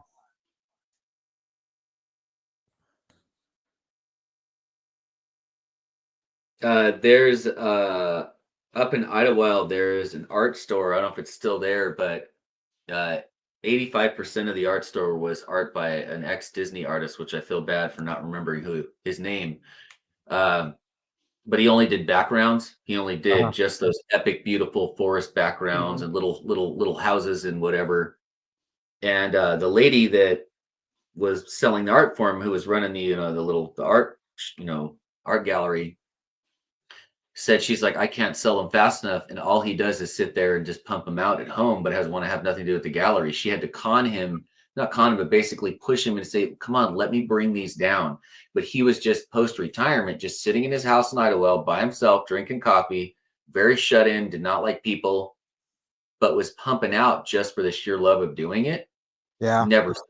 Like, she says there's pieces she's begged him to take down to the gallery just to show, and he's like, no, this is for me. This is my room. I sit in here. I do this. I could care less if anybody likes it. And Can you imagine that, living in a forest and being in a room full of a forest that you drew, while the real forest is just outside? yeah, I mean, it's kind of. Where does the beauty end? But I found this story intriguing.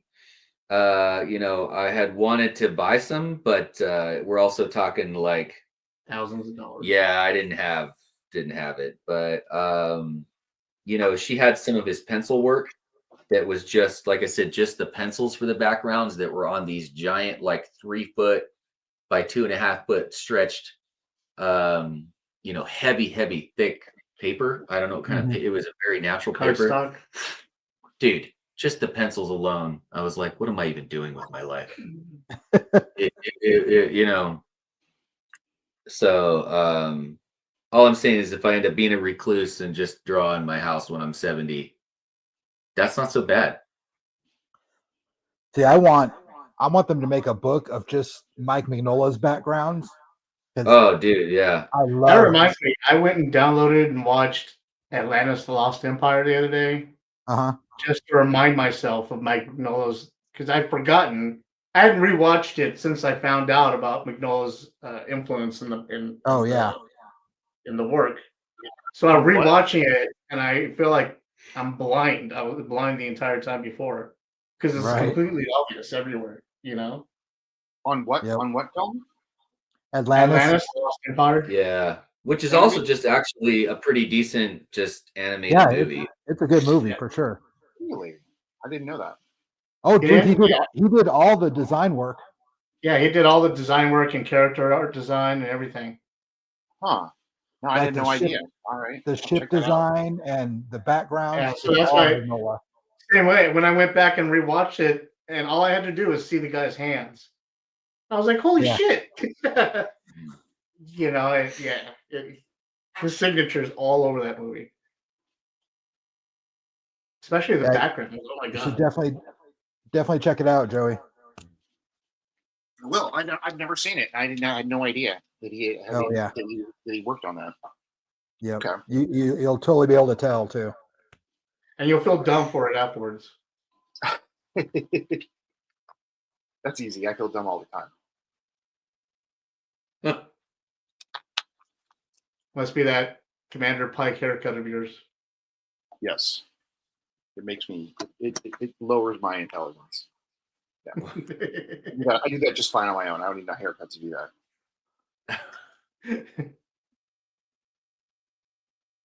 It's funny. I'll tell you exactly. I'll make you feel a little better. So my buddy has this. Cool. If that was Zelda. Dude. Yeah. I've operated ventilators for years to take care of patients in hospitals, but every time I go to my buddy's house to operate this small espresso machine he has, there's only a couple things that you have to do. I've screwed it up just about every time. And what it does is it drops the little canister thing you put in there to make the coffee down into this area with a bunch of other used ones. And he's like, he catches me this time because I didn't want to admit that I screwed it up again. So I'm digging through all of the empty ones, trying to figure out which one is still the good one because I dumped it out before I started making the coffee. And he's like, "What are you doing?" So you messed it up again, huh? And I'm like, "No. Why are you looking through all the used ones?" I just like looking at them, basically like bullshit was coming out of my mouth. He's like, "All right, look, Joel, I'm going to do this one more time. We're going to do it step by step, and we're going to make espresso." I'm like, I'm talking and talking. He's like, "Look, dude, do you want 2 shots or 1?" I'm like, "What? But he said, just shut up. 1 or 2 shots." "I want 2. And then he showed me. And I stepped away feeling like, how did I ever take care of human beings on complicated machinery? So there you go. Don't feel stupid. I couldn't operate an adult espresso we were machine. discussing earlier, as the tagline for the show says, we're old guys, we're old geeks trying to figure out newfangled technology. Yeah, if it don't have a ripcord and a place for me to put gas, I don't know. If I haven't been trained on it, then I don't know how to use Yep. So it's that was a real moment in human stupidity. Oh wow. All the puffs just hit me. Nice.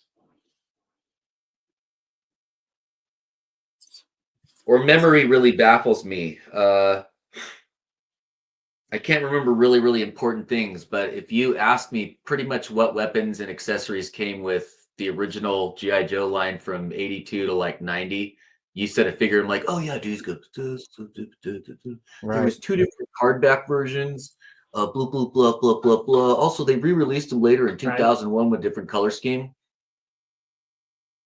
I'm Where is all of your but where is all of your tax paperwork for 2024? Exactly. And I'm That's the thing. Yeah, where's my keys? I'm barely a functional human, but I can tell you, but I can rattle off like film, bits or the, Yeah. animation bits. Yeah, But I fountain can't tell of you what I useless did knowledge. yesterday even. I'm a fountain of useless knowledge for almost everything, especially Transformers and comic books and movies.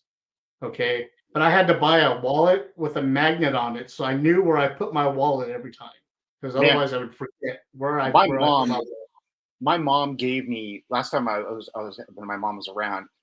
She gave me trackers to put in my things because she knew I would lose things constantly. She's like, "Hey, put this in your bag. Put this over here." I'm like, "Thanks, Mom. You remember that I'm a space cadet. Good." I just know that I don't know about you guys, I'll know I'm in big trouble when I now cannot remember the crap I actually love to death. Then I'm like, That's the thing. When I stop having factoids about film and comics, that's when I'm going to worry, because that's Right. that's what fills my brain.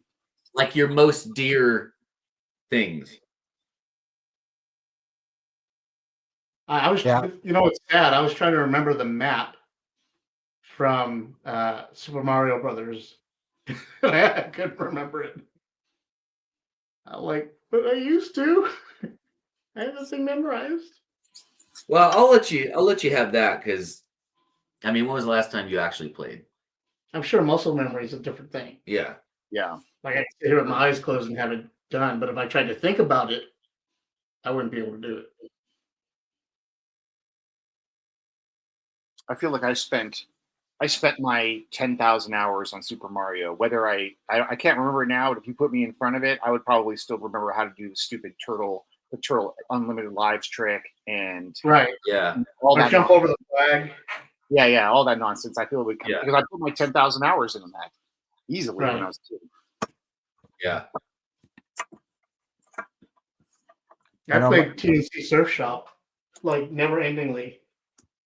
And I knew that map down packed. I could do it with one hand.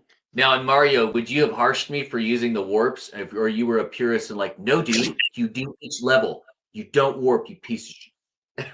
It depended on how much time you had. Yeah, exactly. I'm not a hater. You finish it however you want to finish it. It's fine. Right. If you're in for a quick game, warp all you want. If you're in for the long haul, go through all the maps.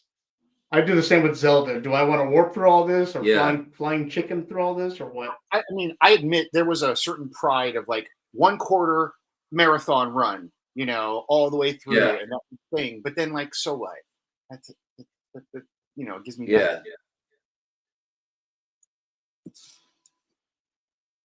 All right, guys, time for an art check. Let's check out what Justin's working on first. I'm gonna have to start coloring this soon. Oh man, that looks.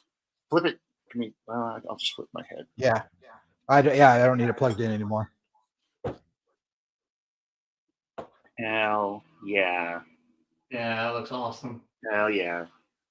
Love it. I was telling AJ a second ago, I was glad that I didn't do Sark because you did him.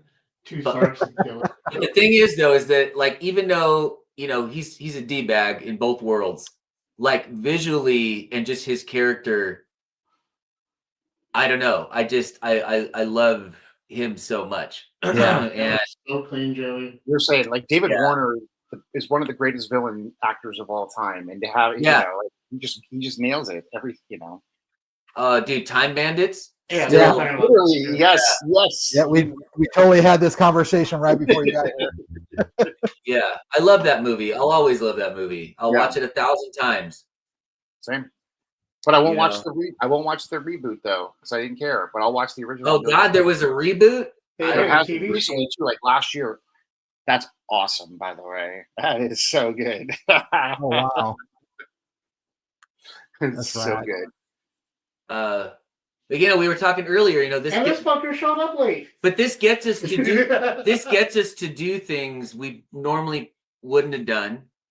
Yeah, I And wouldn't maybe we wouldn't have done it this way, and we wouldn't, try to do it under a certain time constraint, which I know we usually aren't able to completely finish things in the show, but that's pretty hard. We're getting pretty far, and Yeah. And you showed up late. I never draw as fast as I do on these live draws. Like when I draw for myself, I'm about a million times slower than when we do these things. Is that good or bad? I mean, it's good. It's good. This is good for me to, make me faster. This is how I would like to be drawing, not taking my time, not being slow as shit. but it is like kind of it's a trial by fire. Like we kind of get put in it, and we've just gotten better. You just got to do it. Yeah. We just got to do it. And Plus, you guys have learned enough to prep ahead of time. Well, that is true. I do spend a little. Yeah, that helps that I've learned to take a half an hour before we start to Prep. give myself ideas. Right. Justin's been researching for how long? A couple days now? Yeah. But it is hard to think about what you're going to do. I mean, I toiled over it, Yep. And that's why I kind of have a go-to. If I can't figure out what to do, I'm just going to pick another character I like and then just mash it up. That's kind of a cheater move, but it makes it a little easier for me. Hey, if it works, it works. Yeah, it's That's not what these cheating. things are for. Is to pick up tricks off of each other, to learn things off of each other, and to motivate the art. You know what I mean? Yeah. And to show off exactly. You guys are great artists. I've always known that, and I've told you guys that repetitively. And this is just showing that off. Well, and what I will say is that I think I do better when I have people around, meaning like I have other folks doing it, and we're doing it together. I can draw by myself, but I don't know. It's just not. It's not as fun. And that was the best thing about art school, was being around other artists all the time. It was great. When you see what somebody does, and then it fuels you to be like, well, I don't want to copy that, but I want to go take what I got from that and go see what I can do with it. And I still always think there's enough room. There's enough room for everyone, when it comes to art. I don't. We were just talking about Mike Mignola, and you hear these stories about the three of it was him, Art Adams, and I forget the third guy. They were all in the studio together. They would just hang out. They would pass art back and forth. They would watch Frank Miller. Yeah, and they would they got so good by just being in the room, watching each other do this. And you're like, and that was like when they were coming up and they were becoming greats. And you're like, yeah, I see. The growth was so fast. And right. Yeah. And that's what we should do for the next one. For the next live draw, if we can get everybody here in person, everybody does their own pencils, and then we swap for the inks. Oh, that's fun. I wouldn't fight that. Okay, that's a challenge right there, AJ. I don't know. It is a challenge. We might go longer than 4 hours on that one, though. Yeah. That's fine. We can do an extended one. I'm down. Again, that's why I think there's a certain magic to certain things that we all love, is because that crew of those people at that time in their life, at their ages, and whatever was going on, came together, and that gave us the thing we love. And it wouldn't have happened that way if it didn't have every person involved. Like I always say too, like that main marriage between like the pencil inker and the color artist on a comic book. You remove any one of those people and put a different person in, you would have had a completely different book. Right. You see great artists being inked by different people, especially back, not so much now, but back in the day. And it was vastly different. based on the inker. You know, you get Jim Lee with Scott Williams, and you get Jim Lee with somebody else, Jim Lee doing himself, and it was always different. Everybody's going to have a slightly different interpretation of even something that's like, oh, okay, well, you got the pencils. How would it be different? But like you just said, it's different. And not necessarily better or worse, just freaking different. Just different. So that's why I'm also, you know,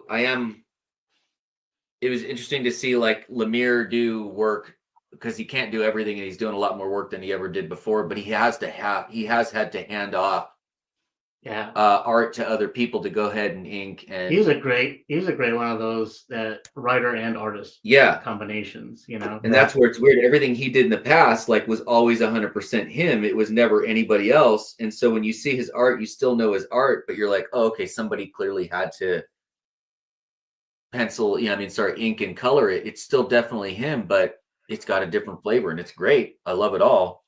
Very rarely can someone be the everyone, you know, the writer, all of it back.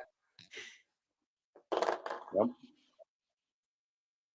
I've always been afraid of inking other people's stuff because you don't want to ruin their vision. It's stupid because you like, again, you see other artists and be inked by other people and it's different every time. And I'm always like, but I want to be faithful to what they were thinking. And I'm trying to like get into where they are. And it shouldn't be like that. You should just ink it like you do. Ink your own work. And you know, that's where the magic is. And I have not gotten to that place yet. You know, I have a lot of fun inking other people's work. Yeah. Yeah, I've done it a few times and I always have fun. I enjoyed it, Justin, and I was too afraid of being me. You know, I didn't want to like ruin what you had made by making it me, you know, and I feel like that was now in retrospect, that was the wrong attitude to have. But I always ask, like whenever I ink Justin's artwork, I'm always like, okay, what did you want dark? What did you want shaded? You know what I mean? Like, what were you thinking here? Yeah. And then I try to follow that. Maybe you shouldn't be asking those questions. Maybe you should just be you inking it and making those choices, and that will make it completely different. You know, that's what, you know. Right. But me is the colorblind me. I think it's, as long as you've established that the person giving you the pencils fundamentally is like, hey, bro, I've done my part. I'm giving this to you. I'm not worried about what you do. Right. Do your thing. And they remove that stress from you. Because I think if I was doing it, if I gave my pencils to somebody else, I would be excited to see what they do. And, you know, there's not going to be any ego in it. I can't wait to see what you do. But both of you had hesitancy when we gave you Justin's ZKS work. That's exactly what I'm talking about. I was worried about being too me and like trying to overtake the artwork, you know, and that was the wrong attitude now in retrospect. But you know, at the time, I think what's cool about it is it just makes a whole new thing. It's not entirely me. It's not entirely me anymore. It's not entirely you. It's like a whole new hybrid. And that's kind of what I was looking for, not just for the time crunch, but also because I wanted a project that we all worked on together one way or another.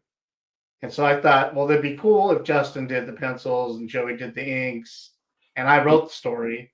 But I had never inked before. I'd never inked anyone else, so I wasn't prepared to do that at the time. You know, when we did it, I feel like I would do it.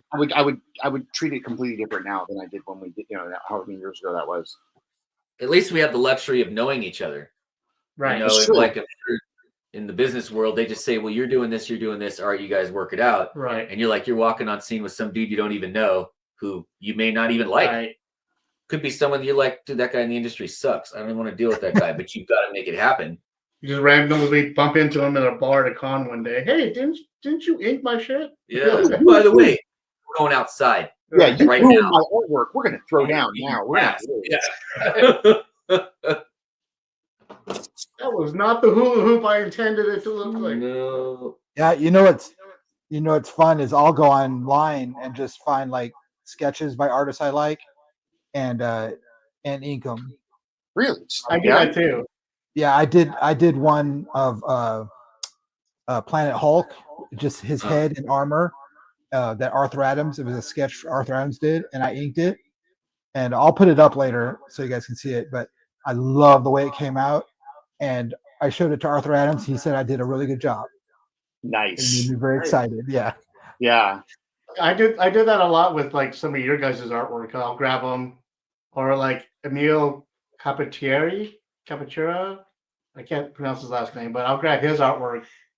His pencils are very defined and definitive, so I'm able to know where to ink and where not to ink. You know. Well, and also I know that maybe like we should slow our roll in coloring some of this stuff, because I really think the market for a coloring book from us, because it's a big thing right now, you know, coloring books. Yeah. We put our inks together before we color things, or at least try to get some decent shots of them, or have AJ scan or whatever we can. I really think we could spit out a really sick coloring book, because at that point every page is whatever we want. Right. So That's a really good idea. I'd be into that. And then at the end there's the color version. Yeah, we tried that with Richard, but it was just Richard drawing the coloring pages. We did everybody doing one. It'd be awesome. We can give it another go, and then now we're getting like double duty out of it. You know, we're getting the final color, you know, version in a book with the color art. Duty. I said duty, and cleaning duties, and sweeping duty. I love that movie. But we'd get to double dip. You know, we'd get to have the finished product book, and then, you know, the book of just coloring, which, hey, I'm sorry, if we made a coloring book, I would sit around and I would color it. Oh, hell yeah. You know, I would too. and I bet you we would probably kill some colored versions to the point where we're like, okay, yeah, I guess we're re-releasing this picture 5 different ways. And we could release it digitally as PSD files so that everybody else can color it too. Big eraser. Where do we go? Big eraser.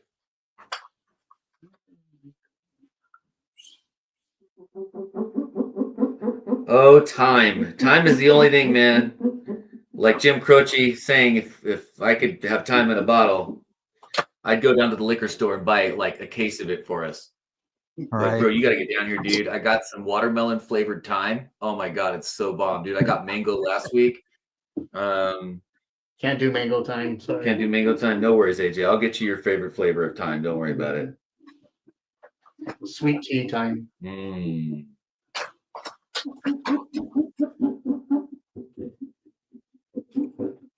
And we are coming up. We got about an hour left, guys. And we are joined by Bobby of Retrovolt. What's up, Bobby? Hey, Bobby. Where's he at? We got Bob? We got Bob? Yeah, Retrovolt. Right on. What's up? What's up? Where you are?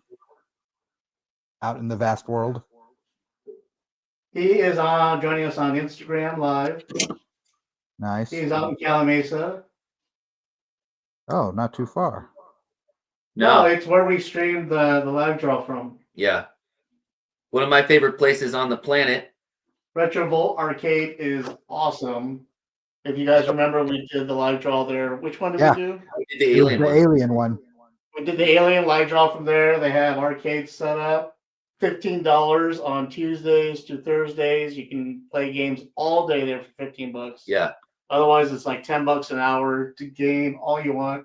I am your commercial right now, Bobby. You should be giving me some love right now. They're in Calamasa, guys. You should go check them out. Really great games, and a lot of the cabinets get switched out every now and then. But it's just a fun place to hang out. To me, it's still the best deal in entertainment you're going to get anywhere for the money. And I'm partial because I love the place, but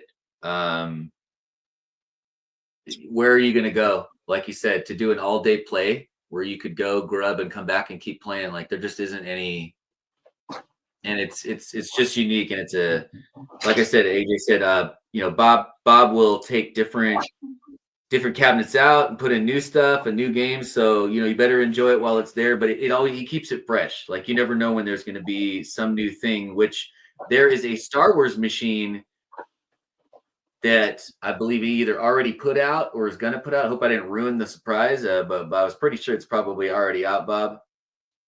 Bob is cursing you out right now. Yeah, he's cursing me out. Yeah, you ruined the unveiling, Joel. But Shut up, Joel.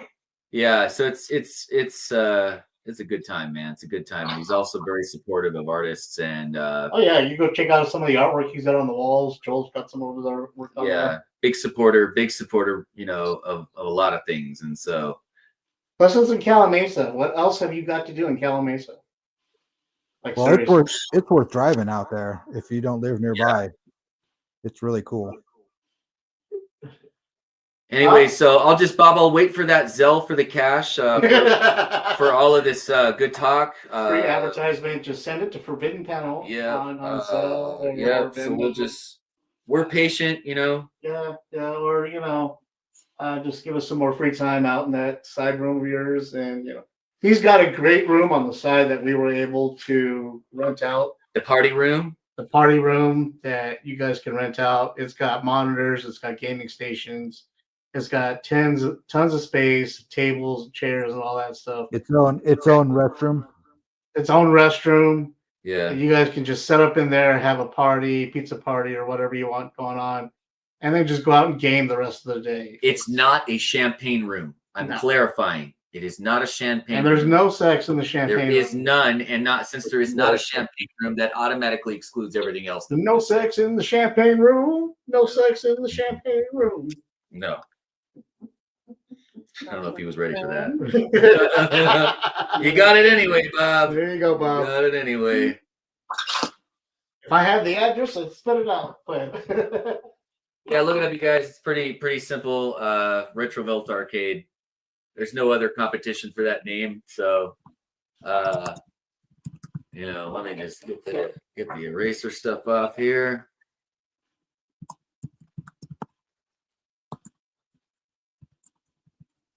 Actually, there is going to be a show there. There's going to be the Halloween party on the 25th. You'll be DJing there, right? Which I will be DJing it, but it's a good time. People come out, they throw costumes on. If you do rock any sort of at least a decent costume, it's also going to be a vampire night. You get a better rate on play, which already are perfect rates anyway. But it's a good time. People show up. They really throw in some great costumes, and it's just a good time. So I'm plugging that. And we'll be there with a booth, right? We'll be there with a toy booth. I'll be sitting there pimping out his toys while he DJs and spins stuff. But it's a good time. It's a really good time.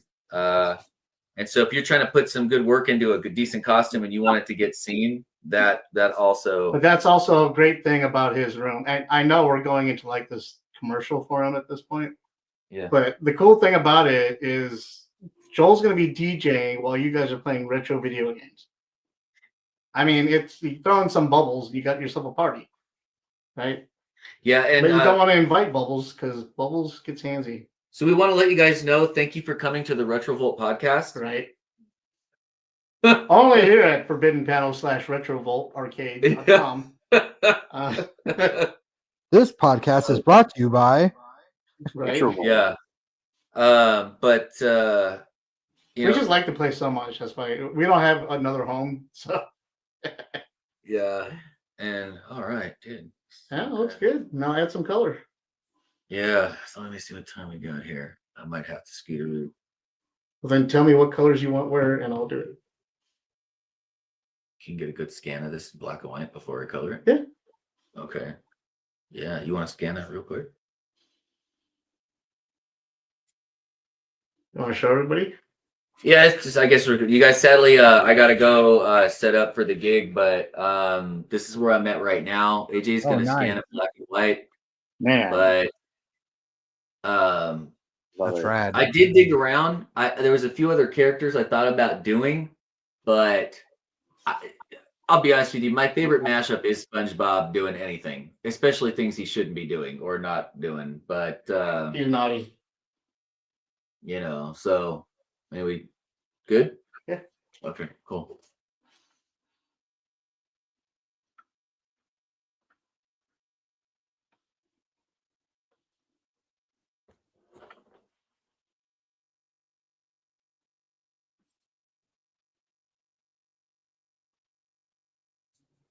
man. Wish we had some blacklight markers.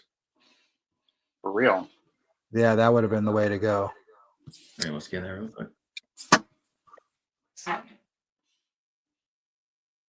Right on. Good stuff, and I'm watching. Speaking of Tron, I don't know if it's still there. I don't think it's still there, but Bob did have at least one of the original Tron machines that you could play. Yeah, see, I was bring that up too. Is like that movie actually had an awesome game, Yeah, and that is so rare. yeah, The and it had, actual I think, arcade so, game. yeah, it had the 1-2 where you had to throw the data disc through the gaps to win. There was that one. They had to kill the Then there MC. was- yeah, They had the light cycle, like you just make a question mark and you kill the enemy, yeah, and it also had the bugs. yeah. It had multiple My games. grandparents, my grandparents had that stand Tron in their house in Missouri in the basement when we were Oh, kids. really? And the Yeah. joystick itself looked cool. It was that translucent plastic, Yeah. right? Yeah, exactly. Yep. Discotron was rad too. Did you ever play Discotron? But it was in the cabinet, and you were it was like kind of enclosed, and it was just you versus. It was just throwing discs back. Like that. Oh game. no, It was cool. never played that. Well, I'm hoping with like current technology then that we might get a better chance. Like if you're going to let me play virtual reality, which is like, I'm not a big virtual reality headset kind of person, kind of makes me a little queasy, but I will dive into that and never come back. If I can There's some be, great VR games. It's fun. It's hard. You can't play it forever because it does you get motion sickness and stuff. But yeah. there's some really fun VR games. But dude, a Tron VR game, I would kill that. Yeah. yeah. My brother's opening a VR arcade in Oklahoma. Oh, Wow, right on. Yeah. That's very cool. I'm just happy to hear that people are deciding to make whatever it is they wanted to do with their life, that people are still opening stuff that's just for fun. And I hope that they make money doing it because look, do people want to go out? We want to go out and do stuff. If there's nowhere to go, we're at home and we can be home anytime. Yeah. So And that's the thing. My brother's doing it totally for fun because he's got a full-time job as a contractor. So this is just something he's doing on the side just for fun. passion. Yeah. Making a place he'd want to go to, kind of. I mean, Right. That's wicked. I've seen some VR arcades that are that's so good. Where you have guns and you hit your own little like stall with your VR helmet, Yeah. your gun, and you're just doing your thing. It's awesome. AJ, give good scan. That's right. That came out so good.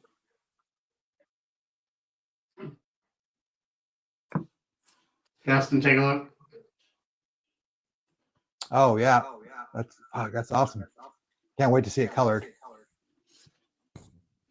Yeah, I'll work on that, you guys. Sadly, I gotta get with the Gizzo and go help load up the rest of the gear in the car and get to the gig. But Yeah, go spin.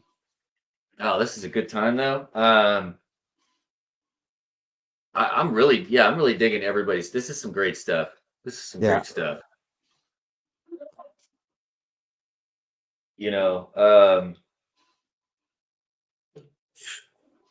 Dude, just stoked. I don't know if it's so. Hey, you guys, before you're done, I know you got the red in the SART. Do you think when you guys get to a good point when you're done with, do you think your preliminary ink, like at least just maybe stand above it and get a nice, good digital photograph of just even your phone? You saying black and white or color? Or just at least to the point where like we could try to pull No, we're not gonna be able to do that. Oh, okay. I was just hoping we could try because that way we could use them even in this coloring book that we're talking Well, about. I mean, I got my pencils, so I can always relook it. I'll say the original pencils will be fine. Cool. And another thing about coloring books that I notice a lot of times, they are slightly reduced. There's not, you don't want to go full loco detail. So it's No, okay with people you color want to like if have it's like strong, open Yeah. lines. Yeah. Like if you told me I needed to color and handle a Jay Lee picture, I'm like, yeah, I don't know that I'm up to it. Right. That kind of thing. You know But what I always thought would make great coloring books is Jeff Darrow. Oh my Ooh. god, I would love a Jeff Darrow color. Wouldn't that be awesome? Yes. I wonder if that's a missed thing because of licensing or something. Why a lot of the I guess it's just something they're just not doing. A lot of these fabulous artists and their work, and we're not getting any coloring books. Yeah, I did get a mouse guard coloring book, and it's phenomenal. Ooh, a mouse guard one? Holy Yeah. moly! Yeah, it's on Amazon. They're great. Okay, I'm gonna grab one of those. I picked up a Tank Girl coloring book the other day that was really good, but I'll definitely get that mouse guard one because Yeah. that art is Oh, he is phenomenal. Yeah. Just the life in the characters and the Yep. funness of them, but I don't know, it's just Dude, and I got his like big hardcover art book, and it's like one of my favorite books. It's gorgeous. man. Yeah. Good job. Speaking of art, though, too, again, we got to give homage to the greatest movie poster artist. I think the other day yeah, we fucking were texting Drew. with each other, and I was joking when Kelly. I was talking to the other half. She was just like, "Well, what? Who are you talking about?" I'm like, "Well, hey, look, you don't have to remember his name or anything, but just know, like, I don't think anybody else made a movie poster in Hollywood for like that was it. Like, Right. Yeah. So yeah, that was a bummer. He was a great. Oh, dude, yeah, it's pretty sharp. I can fix that. But No, that's fine. I love it. I'm just saying. Iconic painter. Yeah. Those posters, they set the tone for all those films. yeah, and then 100%. far into it. Yeah, go ahead. Well, they paid homage to it in The Mist. Yeah. Because all his Thomas Jane's artwork is Truzen's. Right. Yeah. Really? You know that? And what's Okay. crazy is that even well into a time when people were not paying artists to hand do posters anymore, he was still never stopped getting traction. Yeah. In fact, I think it was kind of a badge of like, oh, okay, this movie's maybe worth your time because we even had a real person do a real poster. Well, he went into retirement because he got tired of the process of dealing with producers and everybody giving him notes on his paintings. And then Guillermo del Toro hired him to come out of retirement to do the Hellboy poster. Huh. And told him, just make a poster. I'm not going to give you any notes. Just do what you want to do. I was going to say, it'd be nice to be a fly on the wall to have been there during that negotiation on a guy that was like, how do you get, how do you get the ex-Green Beret to come back one more time to save just people one more time? Yeah, he's like, I'm retired, man. I don't do that anymore. I live in a farm. Just one tend my last animals. job. Yeah. Yeah. All right, well, guys, sadly, I gotta go ski, but keep chugging, have fun. I can't wait to watch the rest of the show, and then as soon as I can, I'm gonna go see the movie. Like I have to see this on the big screen. I can't, not doing it on my TV.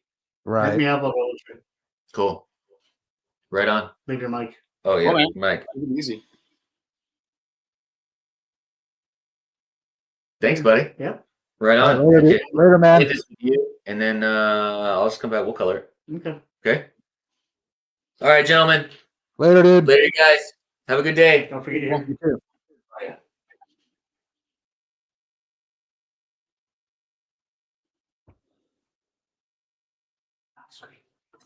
Hmm? I'm off screen. Oh. You know what? Nice one. You remember It's Always Sunny? I never watched it. Oh, there's a line. I'll tell you later.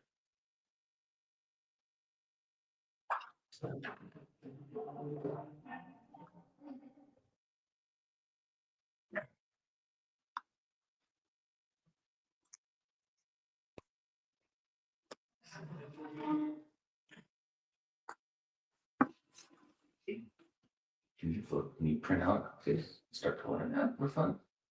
I don't have ink. You want this? No, I mean I don't have ink in my printer. Okay. All right. Later, man. Good stuff. I agree. Shotgun.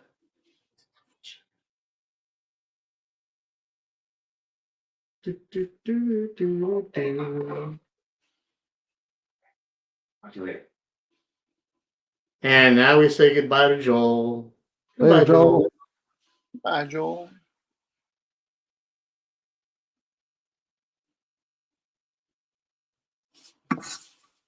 I had no idea he was DJ. Yeah, Cool. now you know. Very cool. He's a DJ and a respiratory therapist. So basically, when you can't breathe, he talks to your breath.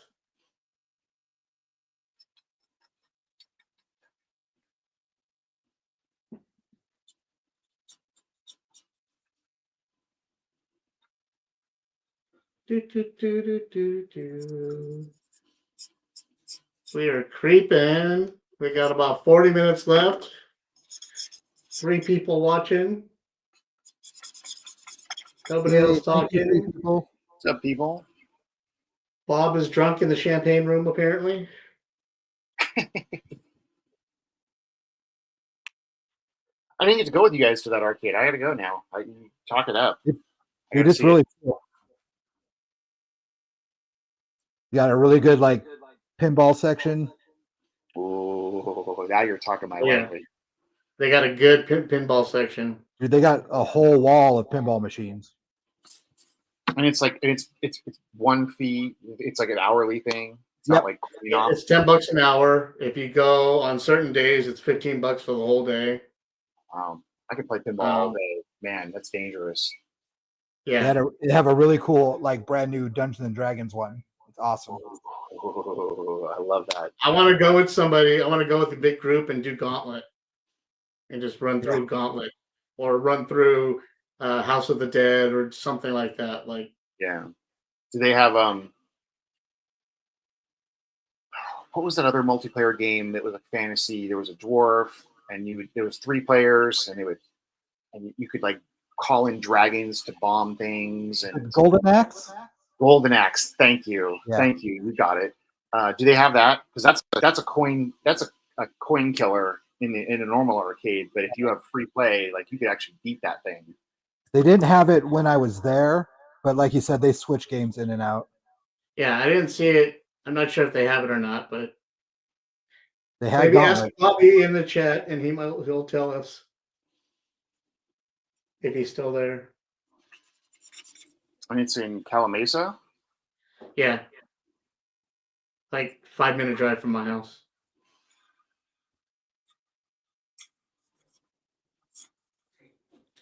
And there's a cool pizza place next door, and bar. And, You bring cocktails in. yeah, you know me.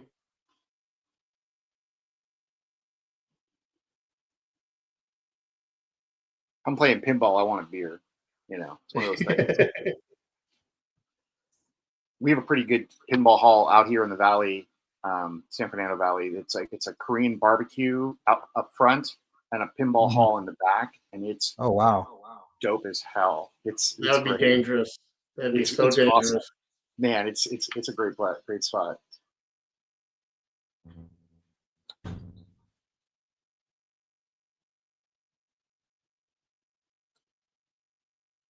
All right, let's see. Let's see what Justin's doing. Are you coloring in all the cubes? Yep. Man.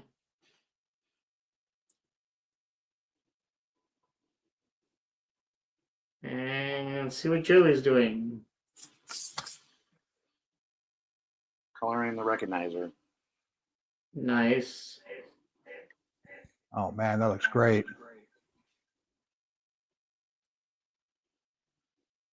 I need new markers. My markers are getting old, tired.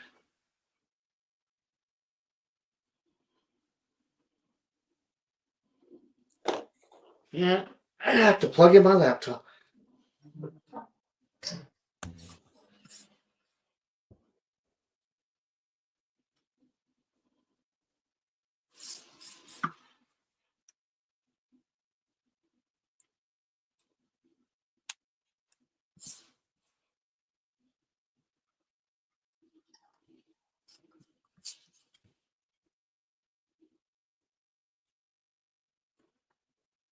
So, what kind of equipment are you guys using today? Markers and the stand and stuff. Tell us everything you're using. So I've got a combination of my gray Copics and just some colored Sharpies to do the red, and then black Sharpies. It's pretty basic. I got a light board. You can see here, and that's about it. I did my sketch ahead of time. If you guys weren't here at the beginning, which I always do, and but yeah, it's pretty basic equipment. Yeah, I use a trusty pencil, 0.5, lead holder, gray markers, just microns, my trusty brush pen, which I'm always into. And I use I have a light box, but I started using my iPad as a light box because I found out there's hacks to make it work that way, and it's pretty great because I do my preliminary sketches right on it, throw the paper on top, and just, trace it out. It doesn't scratch the screen or indent the screen at all. I have a screen protector on it. I have it's supposed to be paper-like, even though that's a misnomer, But I only have a mid-level one. I got to get a better one, but it has a screen on it so that it doesn't scratch from my pen, and then when you lay the paper on top of it, it's fine. It doesn't do any damage. That's cool.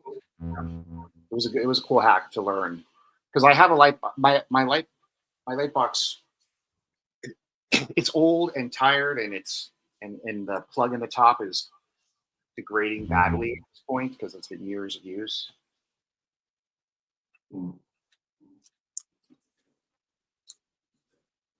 So yeah, Awesome. So today we're keeping it simple. Yeah. Today is back to basics. It's always back to basics in this, Yeah, same here. Joel just used a regular old 11x17 paper and Sharpies. Yeah. Yep. I mean, that's exactly 11x17 comic paper, Strathmore.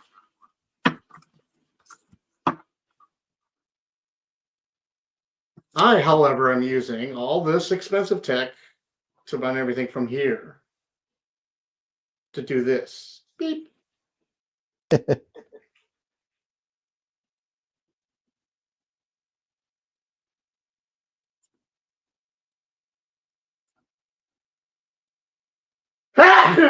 Excuse me. Whoa.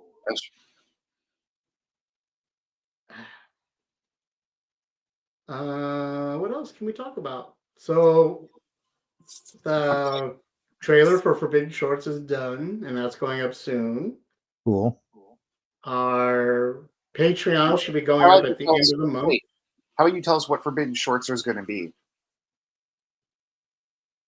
You don't know what Forbidden Shorts is? No, I do, but tell the audience what it's going to be. Well, I was getting there, Joey. Jeez. So Forbidden Shorts is a new podcast that we're going to be offering all of our Patreon members. Anybody subscribing to the $5 or more category will have exclusive access to it. And what it is, it's going to be a series of podcasts where I take one of my Transformers, which I have tons of, and transform them into their different modes, as well as showing them in their combiner mode, because all I collect are combiners. I'm going to do short videos on each one of the individual figures, and then a final video where they're combined, where they come together as a combined figure. And so we're going to be offering those and reviews on those figures on our Patreon site and it'll be called Forbidden Shorts. They're only going to run about a minute or two each, real quick, real easy, nice and fun and simple. Cool. You say you only mostly collect combiner Transformers? Yes. Things like Devastator, I only know the Bruticus. Constructicons and Devastator and what have you. Right. I know there's more, but Right. Raiden, there's what kind of I'm staring at all of them right now and I can't think of their names. Bruticus, thank you. And yeah. Anyway, I have tons of them and over 300 of them. I also have 83 Optimus Primes, and all of them have armor boosters. They combine with something so that they become bigger than just this individual figure. So I'm going to be showing those in the Forbidden Shorts as well. There are different modes, transformed and untransformed, and then combined. It's going to be a huge undertaking. It's going to take about a year or so for it to show everything, but you're going to be able to see it all on Forbidden Shorts on our Patreon. So Very cool. nice. I'm going to be doing that, and then we're going to start launching another one called Forbidden Layers. That one is going to be a very exclusive one. It's only going to come out once every quarter, and that's going to show all of our geek dens. So I'm going to go over to Joel's house, and we're going to take a tour of all the geek stuff in his house and his man cave, all that stuff. I'm going to head over to different places like the Starlight Digest, Geek Den. I'm going to head over to the Chaos Collectibles Geek Den, where they have everything set up now, how Richard had it set up before he passed, and how his son has it set up now that he's gone.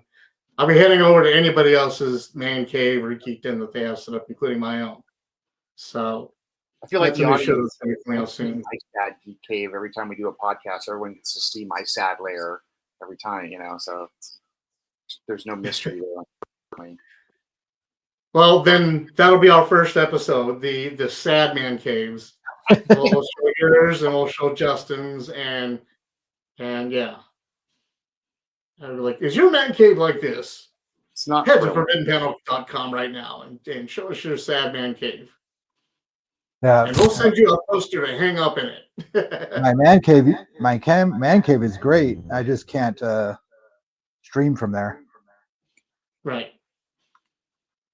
Well, it's actually coming down now because we're moving, but I was gonna say, aren't you packing it all up right now? yeah, I should be.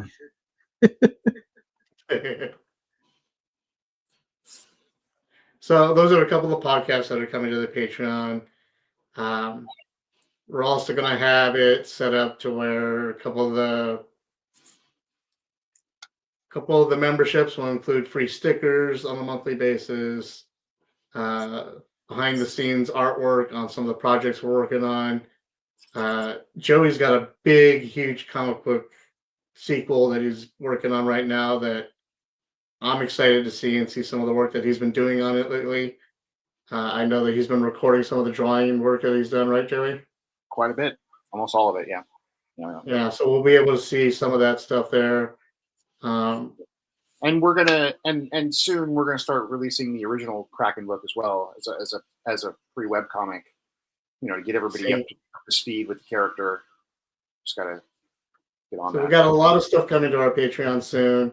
And honestly, and the only reason we're starting a Patreon is because everything's getting expensive. The older we get, our retirements become fixed incomes. We can't afford much. So we have to keep up with all this newfangled equipment that we need. Joey needs new paper. We have to buy Joey new paper. I need new paper. I need new markers. Clearly, I need new markers. See? These markers are tired. Almost as tired as Joey. Almost as tired as me. That's what that Patreon is going to be for, so that people can subscribe. Anybody that subscribes to the $1 form will be mentioned on all of our podcasts, and they'll get their names all shown up and everything and be thanked. But the further higher up tiers will get bigger bonuses and a lot more access. So we're going to hope to launch that by the end of the month. this week has been crazy for us. We had a side panel release, we had a PanelCast release, and now we're doing this. So we're just all up in your face this week. Yeah. It's a pretty long PanelCast too. Covered a lot of stuff. Yeah, we did. Check it out. It was the first one with all of us there in a long time. Yeah, that was kind of cool too. Any other movies coming out or TV shows coming out that you guys are excited for? The new seasons have launched already. I think we're just kind of where we are watching what's it called? The one with what's her face from It's Always Sunny in Philadelphia. Oh, High Potential. Potential? I'm all about Yeah. that. I love that show. Yeah. Yeah. Okay. I gotta ask you guys this then. Sure. What happened to her eyebrows? I don't know. I don't have an answer for that. Yeah. I honestly I didn't even notice them. No, Really? I did notice that she doesn't have eyebrows anymore, but I figured that was just the character because she's so like preened and whatever, you know, she's got her own weird style. I figure, I don't know. She just, and isn't it a thing? Isn't there a trend right now of either bleaching or just getting rid of eyebrows altogether? Well, she has eyebrows. They're just super thick now, or before they were like thin and wispy. I don't She know. has like the recognizer eyebrows. I didn't even notice. It's They're fun like show. the first thing I saw. They just shocked me out of nowhere for some reason. Have you watched the first season? Are you in the second season now? Yeah. That's what I'm talking about. This is the second season. Yeah. It's good stuff. Yeah. Yeah, You guys watch Will Trent? It's fun. I like a good procedural, especially one of those like when there's like a weird character who helps solve things. Lucifer. You know, you go down the line, but I'm a sucker for those kinds of shows.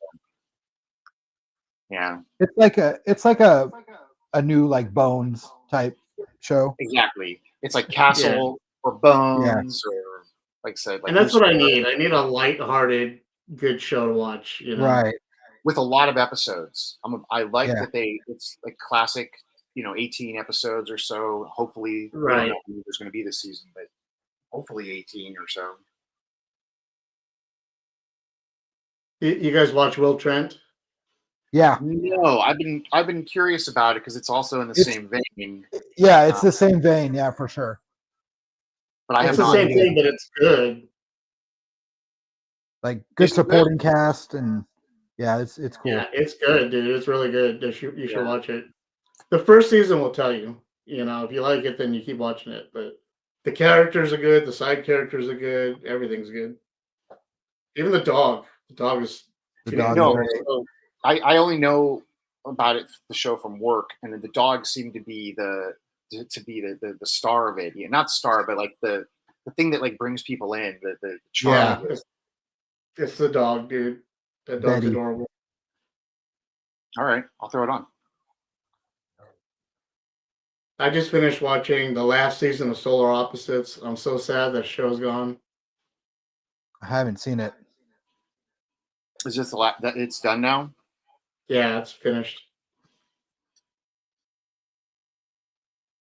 Have you ever seen it?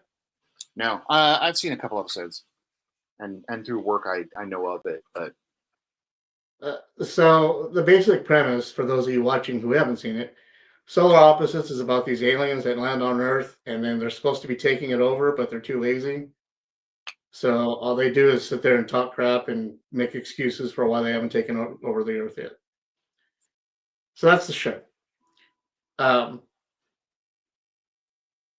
In the show, there's these two kids, these two younger aliens, and they got bored one day and decided to make a society in a wall. yeah, isn't there like there's the show and then there's the miniaturized show, right? There's a show within the show. Okay, Right. so they make this like terrarium in the wall, and then they start shrinking people and throwing them into this terrarium, and then the terrarium becomes lost, like the story Lost. Like it becomes that intense, and the wall becomes a story within itself, and it becomes the best damn story ever written for animation ever, in my opinion. It's so deep and so entrenched and so political and so, oh my god, there's like everything in the wall. And then it zooms out to like the aliens just being lazy and bullshitting and having fun and being dorks, which is the complete opposite of what's happening in the wall. And I love it. That's crazy. Sounds awesome. And I invite any of you to watch it, please. I will. Well, I'll try. There's a new season of Invincible coming soon. That's Yes. got me excited. Kenya's best friend is a sound engineer on it. No kidding. Her name's in the final credits. That's a cool job. Yeah. She did she started off like redubbing anime and stuff. Yeah. Okay. And she did like Foley work and after dubs, and now she's actually working on shows and stuff. It's really cool. That is cool. I love that. I love that progression. Yeah, AJ, she's the one that I always crash with when we did conventions in LA. Okay. Her and her husband John.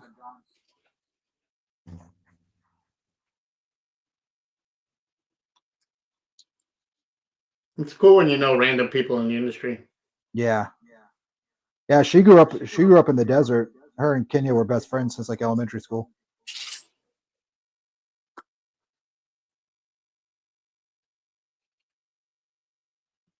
Yours is looking good, Joey. Yeah, but my markers are starting to die on me mid color. I'm trying to figure out how to salvage this. Well, Amazon doesn't do same day, so you can't order any. Yeah, I'm screwed. You only got 15 minutes left in the show. That's good. Yeah, I'm just gonna write it out and pretend that it's color, and I'll finish it after the fact or digitally, probably. You'll cheat later. I'll cheat later. I'm just gonna hold out for 15 more minutes and then. Yeah, there's a couple of these that we've done that I want to redo digitally. Just now that I have an idea of how this is almost like a storyboard of what I want to do. Yeah, Like we've done a couple that I colored, and I was like, I would do this differently next time. I would for sure like to redo the Krampus one and this one and Alien. I would redo our Father's Day one again, and I would probably the colors weren't bad on that, but again, my markers are I got to get new markers, but I never use them, so I don't have a reason to buy new ones except for these things. Except for this, yeah.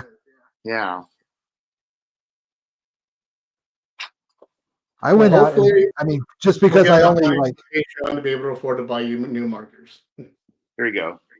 Join our Patreon. Get us new markers. That'll be the subtitle.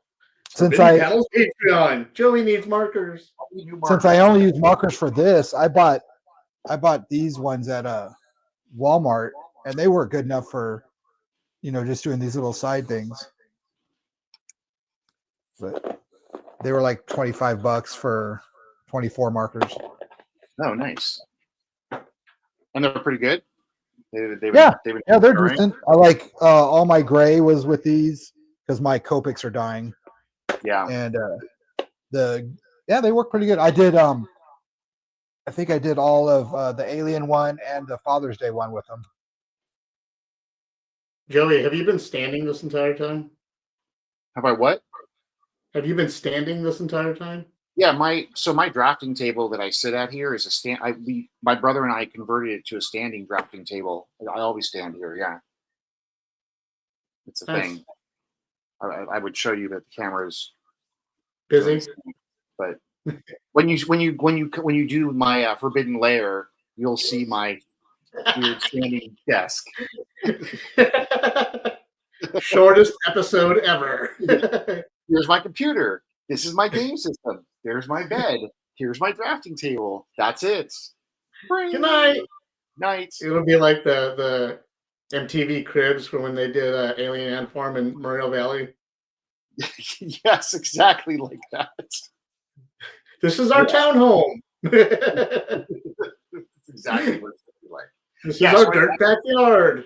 Yeah, I don't actually have a chair to sit at my desk at my drafting table on purpose. And when I draw, like I lean over it. It's a whole thing. It's good for my health. I sit too much at work. Cool. It's cool. Yeah, I was sitting a lot, but since I switched jobs at work, switched That's right. departments, I'm walking all day now. You were saying that, yeah. It's not a bad thing though. No, I really enjoy it. I was been It's a doing that small same thing job we for like, appreciate when we get older. yeah, I've been doing that same job for like 30 years, so this is a nice change.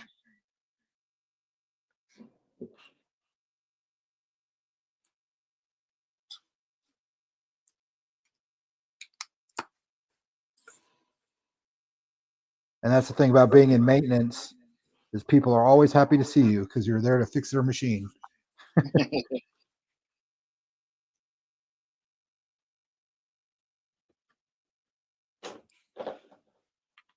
We're winding down to the final 15 minutes, guys. There are 3 people that have been watching us the entire stream. Thank you very much. Oh, that's awesome. Thanks for watching, y'all. Yeah, we really appreciate it. Hopefully, it's really been the cool. same 3 of you. Yeah, that's really cool. Hopefully, you've been drawing along with us. If so, we'd like to see your artwork. Like, share with us or tag us. If you decide to post it anywhere. For sure. I would love to see everyone's artwork. Absolutely. Or We were just saying the funnest part about this is like drawing with people and see what they do. So it'd be great to see what everyone else out there does. And we understand. Look, I have been working with these guys for decades. I know that artists are their own worst critics. Yep. You may not like the artwork that you're doing. You may be a little shy, maybe not willing to share it yet because you may not appreciate it. But I'm telling you, without even looking at it, it's awesome. The fact that you're even doing art. It's awesome. Yep. Yeah. The fact that you're even doing the artwork, that you're sitting down, you're dedicating the time, that you picked up a pencil to try. I'm not even willing to do that. I can't even draw. So the fact that you are, that's phenomenal. You're already 10 steps ahead of me, and I own the company. So congratulations. Please trust me. You've done the hard part. Please don't be afraid to share it with us. We love it. We appreciate it. It'll make Joey happy that he's not the only one that needs markers. Unless you have better markers. If you have better markers than Joey, please share that because it'll make him jealous and make his ass get down to the professor. Please shame me into getting better markers. That's right. Instead of stroking another layer like he's going to later, just buy him markers. Why does that sound so dirty?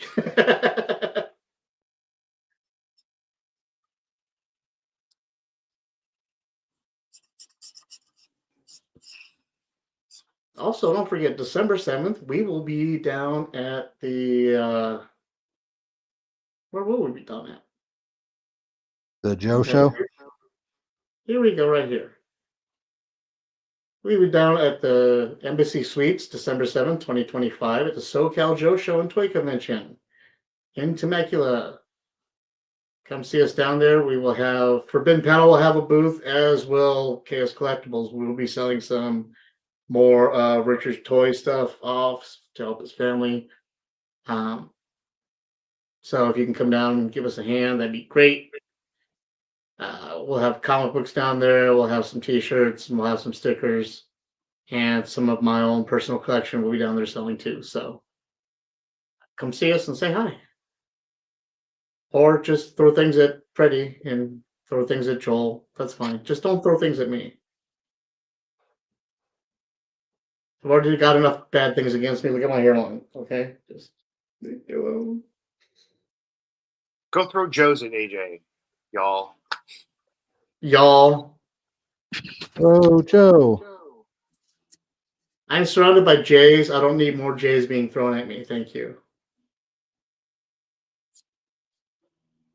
And one last time, I'd like to add Joel's artwork. I still think that's awesome. And the sharpest knee you will ever see in anywhere ever, right there.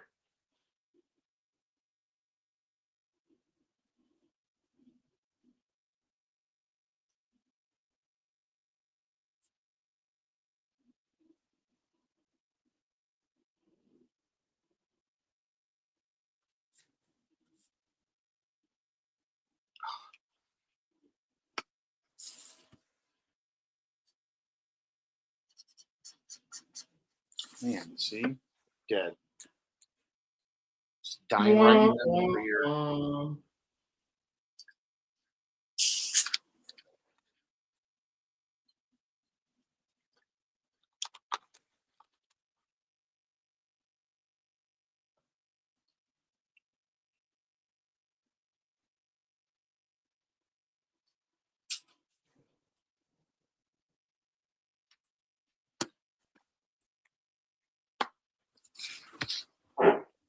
Nine more minutes.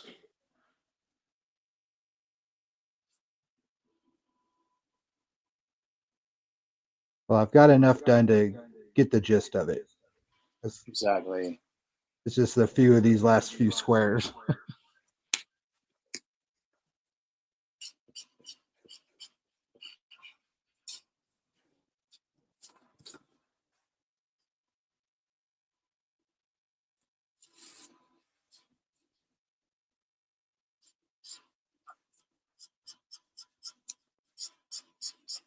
Let's take a quick look at Jody's layer now. Look at that. Wrong camera. Wrong camera. No, we're looking at your layer. My layer. Your Oh, my forbidden layer. I see, yes. Yeah. It's not that thrilling from where you're standing. Well, Where I'm the camera is. sitting. Not that thrilling. It's functional, which is just fine for me.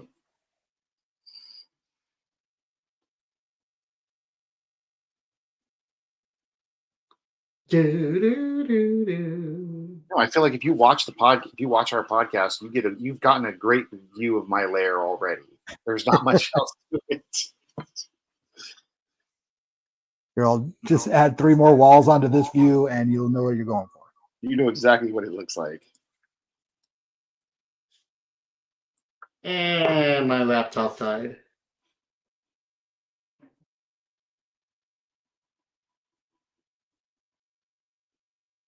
That's okay. I have another one. That's what I figured. I was like, don't you have like 4?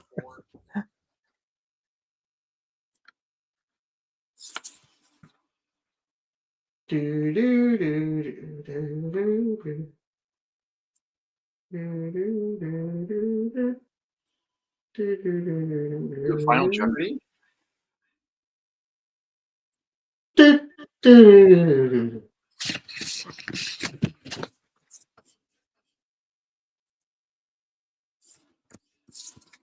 Who is SpongeBob SquarePants?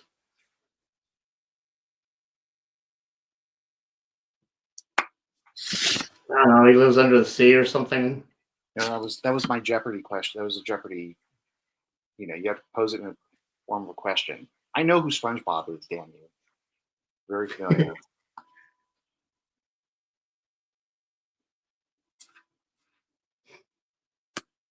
Do, do, do, do, do, do, do.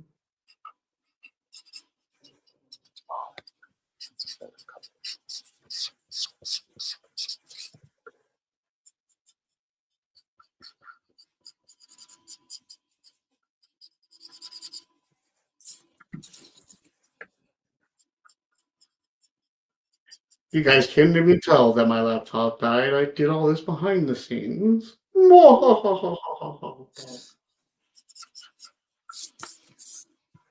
Pay no attention to the laptop behind the curtain. Right. That's right.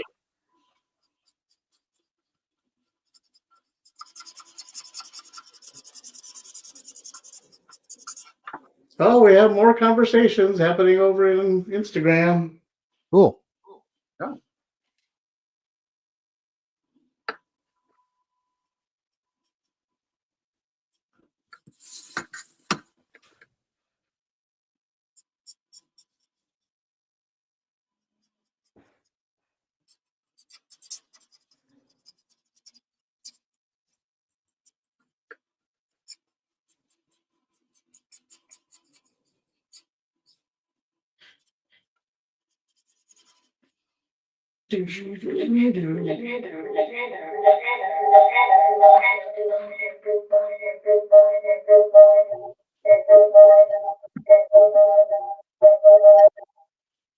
What is that?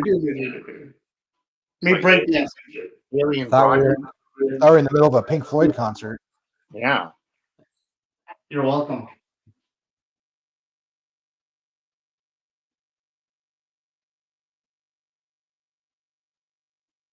Hello, Ludwig 94.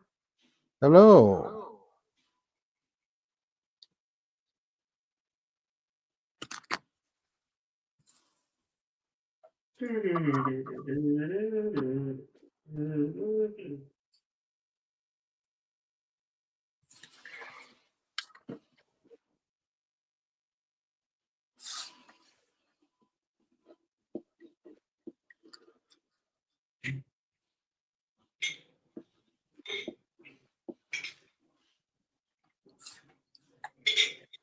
Come on, guys. 3 more minutes. Any last words? This has been fun as always. Yeah, it's been great. Love Tron. Yep. Did you say you love Tron or you love drawing? I mean, I guess both. But Both, yeah, really. Tron. Well, we vetoed Troning, so you can't say that. It's Tron in time. It's Tron in time.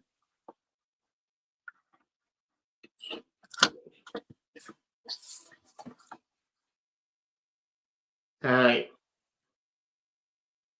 No, I don't know. No, this has been good. Yet another good one. Yep. Thanks for having us on. Yeah. And Thanks for organizing it and getting it all together. Yeah. That's what I do. Always fun. Well, then let's see everybody's final pieces then, shall we? Okay.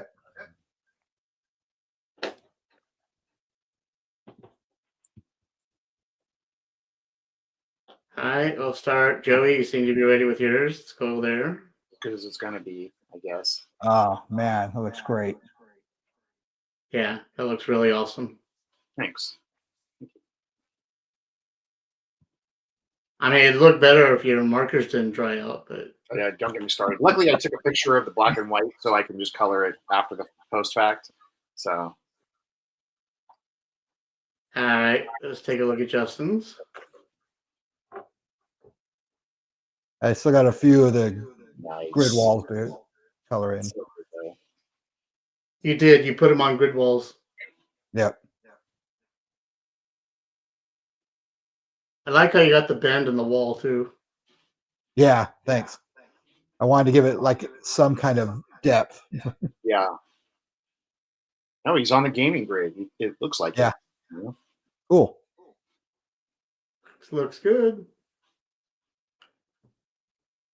So there you have it, guys. The final results of the live draw.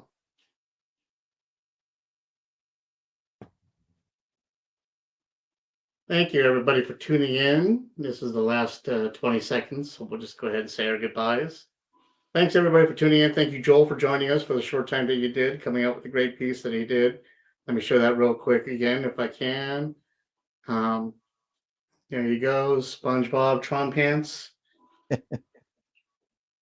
Thank you again, Joey, for joining us, and Justin for joining us. Of course. Thanks for you having the us.